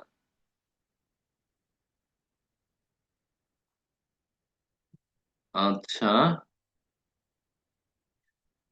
তালব্য শ, যেটা তালব্য শ হচ্ছে আপনার ইংলিশে এস থেকে আসা ধ্বনির জন্য দন্ত স। আর এস এইচ বা S I O N, double S I O N, T I O N, এগুলো তো স, ওইভাবে স হিসাবে আসে। আপনারা জানেন আরবি শিনের উচ্চারণ কিন্তু তালব্য স, ঠিক না? আর সিনের উচ্চারণ হচ্ছে দন্ত স এর সাথে আমরা হয়তো মিলাতে পারি। আর মূর্ধন্য স কিন্তু এই আরবির সাথে যাবেই না, ঠিক না? আচ্ছা, দেখেন, এই যে এই ওয়ার্ড গুলা আপনি পড়বেন, ঠিক আছে। এখন এই ওয়ার্ড গুলা আপনি কি পড়বেন? আপনি ওয়ার্ড গুলা ধরেন ভীষণ, আপনি মনে রাখার জন্য বানানটা আপনি এভাবে পড়বেন, ভীষণ। মানে একটু টাইনা পড়লেন, ভীষণ, যেন এই যে দীর্ঘ ইকারের ব্যাপারটা আপনার মাথায় থাকে। তারপর আপনার এখানে ইম্পর্টেন্ট আরেকটা হচ্ছে, আমি এই জায়গাটা কেন দাগাই নাই বুঝলাম না। তারপর আপনি একটু দাগ দিয়ে নেন। এটা হচ্ছে এখানে মরিচিকা বানানটা দেখেন, আপনি এইভাবে পড়বেন, মরিচিকা। দেখেন, আমি আপনাকে সিস্টেম শিখিয়ে দিচ্ছি। আপনি মরিচিকা না পড়ে আপনি এভাবে পড়বেন, মরিচিকা। বানানটা খেয়াল রাখার জন্য, মরিচিকা, ঠিক আছে। ঠিক একইভাবে আপনি এখানে পড়বেন সমীচীন, ঠিক আছে। মানে টাইনা টাইনা পড়বেন যেন আপনার বানানটা খেয়ালে থাকে। আশা করি আমি বুঝাইতে পারছি। এগুলো আমি কেন দাগাই নাই বুঝলাম না, এগুলো একটু মিস হয়ে গেছে। এই দুইটা চার্ট আপনারা একটু পড়বেন, হ্যাঁ। এই যে এই দুইটা চার্ট আমি একটু মিস করে ফেলছি, এই চার্টটা এবং নিচের চার্ট। আচ্ছা, চন্দ্র বিন্দু যুক্ত শব্দ, ব ফলাযুক্ত শব্দ, ব ফলাযুক্ত শব্দ, এই শব্দগুলো খুব ইম্পর্টেন্ট। বিশেষ করে যে প্রজ্বলিত, আপনি এভাবে পড়বেন, আপনার যেহেতু মনে থাকবে না বা প্যাচ লাগবে, জন্য আপনি এভাবে পড়বেন, প্রজ্বলিত। যদিও উচ্চারণটা তা না, উচ্চারণটা কি প্রজ্বলিত, কিন্তু আপনি কি পড়বেন, প্রজ্বলিত, যেন আপনার মনে থাকে, ঠিক আছে। ঠিক একই ভাবে পড়বেন স্বায়ত্ত শাসন। স্বায়ত্ত শাসন মনে না থাকলে এভাবে পড়বেন সবায়ত্ত শাসন, ঠিক আছে। তারপর আপনি এভাবে পড়বেন শান্ত বোনা, ঠিক আছে, শান্ত বোনা। মানে উচ্চারণ তো শান্ত না, কিন্তু আপনার বানানে প্যাচ লাগে, এজন্য আপনি এটা পড়বেন। তারপর আপনি কি পড়বেন, সত্ব, মানে সত্য যেটা, হ্যাঁ, সত্য। এই সত্য রিলেটেড বানানগুলোতে আমার সবচেয়ে বেশি প্যাচ লাগতো। আচ্ছা, বিসর্গযুক্ত শব্দ, বিসর্গযুক্ত শব্দগুলোর মধ্যে আপনি মনোকষ্ট, হ্যাঁ, মনোকষ্ট, মনোক্ষুণ্ণ, দুঃসময়, এগুলো আপনি একটু ইয়ে করবেন এবং আপনি মনে রাখবেন বিসর্গের পর আপনি যদি কি দেখেন, ক দেখেন, খ দেখেন, ক্ষিয় দেখেন, ক্ষিয় তো কয়ের আন্ডারেই পড়ে, তারপর আপনি তালব্য স দেখেন, আপনি দন্ত স দেখেন, তখন আপনি এই বিসর্গটা আপনার রাখতে হবে। ঠিক আছে, বিসর্গ আপনি রাখবেন কি রাখবেন না এই ব্যাপারে আপনি যখন কনফিউজড হবেন তখন চিন্তা করবেন এই মাঝখানের এই সাইডে কি আছে, ক আছে, খ আছে, প আছে, তারপর আপনার ই আছে, স আছে, তাহলে আপনি কি লাগাই দিবেন? অবশ্যই বিসর্গ লাগাই দিবেন। একটু লেখা রাখেন খাতায়, হ্যাঁ, এটা রুলটা এখানে লেখা দেখতেছি না। এরপর তৎসম স্ত্রীবাচক শব্দের শেষে সর্বদা দীর্ঘ ঈকার হবে, যেমন জননী, নারী ইত্যাদি। এরপর এইটা দেখেন, এইটাতে আমার অনেক কনফিউশন লাগে, এখনো লাগে, মনে থাকে না। সেটা হচ্ছে এই যে দন্ত স এর সাথে এটা কিন্তু থ, এই যে থ, তো এই থ, এই যুক্ত বর্ণটা বাদ দিয়ে আপনি যদি চিন্তা করেন, দেখেন যেমন মনে করেন মুখস্থ, এখন এই মুখস্থ, আপনি এই যে স্থটা বাদ দিলে মুখ, এটা কি একটা, মানে এটা একটা বাস্তব একটা শব্দ, ঠিক আছে না, যেটার একটা বাস্তব একটা অর্থ আছে মুখ। তো এই ধরনের যদি হয় সেক্ষেত্রে স্থ হবে, ঠিক আছে। আর যদি দেখেন আপনার যেমন মনে করেন নেশাগ্রস্ত আমি লিখছি, এখন এই স্থ কাটলে আমার কি হইলো, নেশাগ্র, এটা কোনো যৌক্তিক মিনিং দেয়? দেয় না। নেশাগ্র বলতে কোনো ওয়ার্ডই নাই, তাহলে ওইখানে কি হবে আমার, ত ওয়ালা দন্ত স, মানে দন্ত স এর সাথে ত এর যুক্ত বর্ণ। আশা করি জিনিসটা ক্লিয়ার হয়েছে। ঠিক আছে, দন্ত স এর সাথে থ কখন হবে, যদি আমি ওইটুক বাদ দিলে একটা অর্থযুক্ত একটা জিনিস পাই, শব্দ পাই, তাহলে গৃহ একটা অর্থযুক্ত শব্দ, তাহলে এটা আমি পিক করব। কিন্তু ওই যে অভ্যস্ত, অভ্য কোনো শব্দই না, বিপদগ্রহ এটা কোনো শব্দই না, তো এইগুলোর ক্ষেত্রে আমরা দন্ত স এর সাথে ত যোগ করব। আলি প্রত্যয়যুক্ত শব্দে সর্বদা রস্বইকার হবে, যেমন মিতালি, গীতালি ইত্যাদি। তবে এই আলি প্রত্যয়যুক্ত শব্দটা যদি বিশেষণ হয় সেক্ষেত্রে এই আপনার আচ্ছা, এখানে কথা হচ্ছে যে যদি আলি প্রত্যয়যুক্ত শব্দটা বিশেষণ হয় সেক্ষেত্রে রস্বইকার হবে, যেমন সোনালী ধান। আমি এখানে আসলে ধানের কোয়ালিটিটা বুঝাচ্ছি, এজন্য এটা রস্বইকার হবে। আর আমি যদি বিশেষ্য পদে আলিটা ব্যবহার করি তাহলে সেটা দীর্ঘইকার হবে, যেমন সোনালী ব্যাংক, দীর্ঘইকার। শব্দের শেষে অঞ্জলি লিখতে সর্বদাই রস্বইকার হবে, কেননা অঞ্জলি লিখতেই আসলে রস্বইকার লাগে, যেমন গীতাঞ্জলি, শ্রদ্ধাঞ্জলি, পুষ্পাঞ্জলি ইত্যাদি। এরপর এই যে দেখেন লিঙ্গ জনিত অশুদ্ধি, যেটা দেখছেন কতগুলা দাগ দিছি, আমি আপনাকে কিভাবে বুঝাই এই ছকটা কত বেশি ইম্পর্টেন্ট। আপনি কি করবেন, আমি এখানে আপনাকে একটা ট্রিক্স শিখায় দেই, সেটা হচ্ছে এই যে দেখছেন আমি দাগ দিছি কোথায়, আমি শুধু শুদ্ধ গুলাতে দাগ দিছি, আমি অশুদ্ধ গুলার দিকে তাকাবোই না। ঠিক আছে, অশুদ্ধ আপনি যখন পড়বেন বইতে অশুদ্ধ গুলা ঢাইকা নিবেন, ঢাইকা নিয়ে তারপর শুধু শুদ্ধ গুলা পড়বেন। ওই যে অশুদ্ধ গুলা ঢাইকা নিয়ে শুধু শুদ্ধ গুলা পড়বেন, তাহলে কি হবে, নাইলে সমস্যাটা কি হয় জানেন, অশুদ্ধ যখন পড়বেন, অনাথিনীয় পড়ছেন, অনাথাও পড়ছেন, এখন আপনার সাবকনসিয়াস মাইন্ডে দুইটাই আছে, আপনি পরীক্ষার হলে গিয়ে কনফিউজড হবেন, আরে কি পড়ছিলাম, দুইটাই তো পড়ছিলাম, যে কোনটা জানি ছিল। আর আপনি যখন একটা সঠিকটা পড়বেন তখন আপনি ভুলটা আসলে জানেনই না, এই জন্য আপনি অনাথাই লিখে দিবেন, বা অনাথাই আপনি অ্যান্সার করবেন, অভাগাই আপনি অ্যান্সার করবেন। ঠিক আছে, আপনি রজকি অ্যান্সার করবেন, সুকেশাই অ্যান্সার করবেন। আশা করি বুঝাইতে পারছি। এজন্য শুধু শুদ্ধ যে কোনো কিছুই, আমি যত মানে ইংলিশ হোক বাংলা হোক, আপনি অশুদ্ধ শুদ্ধ এরকম যখন দেখতে পাবেন ছক, তখন অশুদ্ধটার দিকে তাকাবেনই না, শুধু শুদ্ধ গুলা বলবেন, শুধু শুদ্ধ, শুধু শুদ্ধ। এই যেমন এখানে বলতেছে এত দ্বারা, এখন এই বানানটাই কিন্তু ভুল, আপনাকে বলতে হবে এত দ্বারা। এটা নিয়ে না একটা কি মারামারি ছিল কিছুদিন, তো এরকম আর কি সবকিছুই। এই যে দেখেন ডাবল দাগ দিছি, তার মানে এটার আন্ডারে যে ইয়েগুলা ছকে যে জিনিসগুলো আছে সবগুলাই কিন্তু ইম্পর্টেন্ট। ঠিক আছে, এবং আপনি কি ভুলগুলা দেখবেন না, আপনি বাম সাইডেরটা দেখবেনই না, আপনি এই সাইডে দেখবেন, আপনি দেখবেন পশ্চধম। আপনি ওই যে পশ্চাধম এটা দেখতেই যাবেন না, আপনি দেখবেন ব্যবসা। আচ্ছা, এখানে ভুল আছে বুঝছেন, এটা একটু ঠিক করে নিন আপনারা, এটা বইয়ে ভুল আছে। এই ব্যবসা বানানটা ইয়ে হবে, আকারটা থাকবে। ঠিক আছে, এখানে অশুদ্ধটা শুদ্ধের জায়গায় দিছে, শুদ্ধটা অশুদ্ধের জায়গায় দিছে। ঠিক আছে, এখানে ব্যবসা হবে, আকার অলা ব্যবসা হবে। এটা এটা ভুল হয়েছে। আর যদি আপনি ব্যবসায়ও বলেন, মানে অন্তস্থ অ লাগায় দেন, তখন ঠিক আছে, তখন আবার আকার লাগাইলে ভুল হবে। আমার কথা বুঝছেন কি বলছি? আমি কিন্তু অনেক ইনফরমেশন দিই, আপনারা খাতা নিয়ে বসেন, তাহলে খাতায় হচ্ছে ওই এক্সট্রা ইনফরমেশনটা টুকে রাখবেন। এই যে ব্যবসা, এই বানানটা ভুল, এই বানানটা সঠিক, ব্যবসা, আকারওয়ালা ব্যবসা, ঠিক আছে। তাহলে আবার এই ব্যবসাটা কখন ঠিক থাকতো, যদি আমি সামনে একটা অন্তস্থ অ লাগাই দিতাম, তখন আকার দেওয়া যাবে না।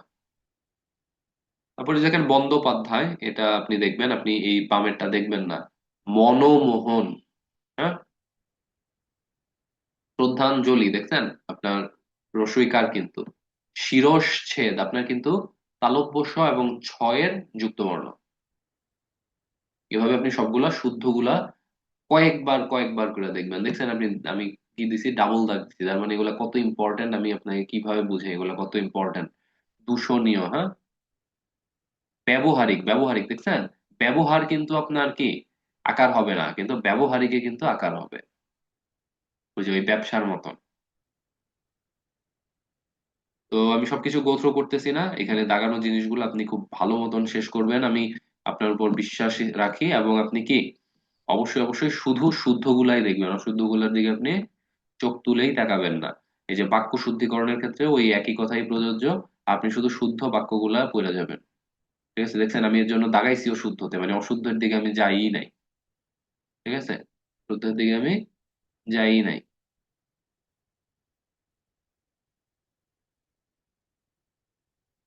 এবার আসেন, আমি যে কথাটা বলছি যে ক্লাসের শেষ পর্যন্ত থাকতে হবে, ক্লাসের শুরুর কথাটা শুনতে। যে আমি বলছিলাম কি, স্ক্রিন কি দেখা যায়, আবার বলছিলাম কি স্ক্রিন, স্ক্রিনে কি দেখা যায়। তার মানে আমি রস্বইকার ওয়ালা কিটা কখন প্রশ্ন করব, যখন আমার প্রশ্নের উত্তরটা ইয়েস অর নো হবে। আমি প্রশ্ন করলাম যে স্ক্রিন কি দেখা যায়, আপনি বললেন ইয়েস, তাইলে আমি আসলে রস্বইকার দিয়ে কোশ্চেন করছি। আর আমি যদি বলি স্ক্রিনে কি দেখা যায়, তখন আপনি অন্য একটা অ্যান্সার দিবেন, সেটা ইয়েস অর নো না, আপনি বলবেন যে স্ক্রিনে দেখা যায় এই এই এই। তাইলে ওই এই ওলা অ্যান্সারের যে কোশ্চেনটা হবে সেটা হবে দীর্ঘইকার ওয়ালা। এখানে সেটাই আসলে বলা হয়েছে। তো এখানে বেশ কিছু শুদ্ধিকরণ আছে, আপনারা এগুলা ভালো মতন গো থ্রু করবেন, এবং এই শুদ্ধিকরণ থেকে দুই তিনটা এমসিকিউ প্রত্যেক বছরই আসে। তো খুব ভালো মতন, দুই তিনটা এমসিকিউ না, বেশি বলছি, এক দুইটা এমসিকিউ আপনার প্রত্যেক বছরই আসে, সো এটা খুব ভালো মতন আপনার কাভার করতে হবে। বাংলা পড়াইতে পড়াইতে তো 2 ঘন্টা লেগে গেল, ম্যাথ পড়াবো কিভাবে। তো আজকে এই পর্যন্তই, মানে আজকে এই পর্যন্ত বলতে বাংলাটা এই পর্যন্তই। আমরা হচ্ছে একটু আহ শেয়ারটা অফ করি,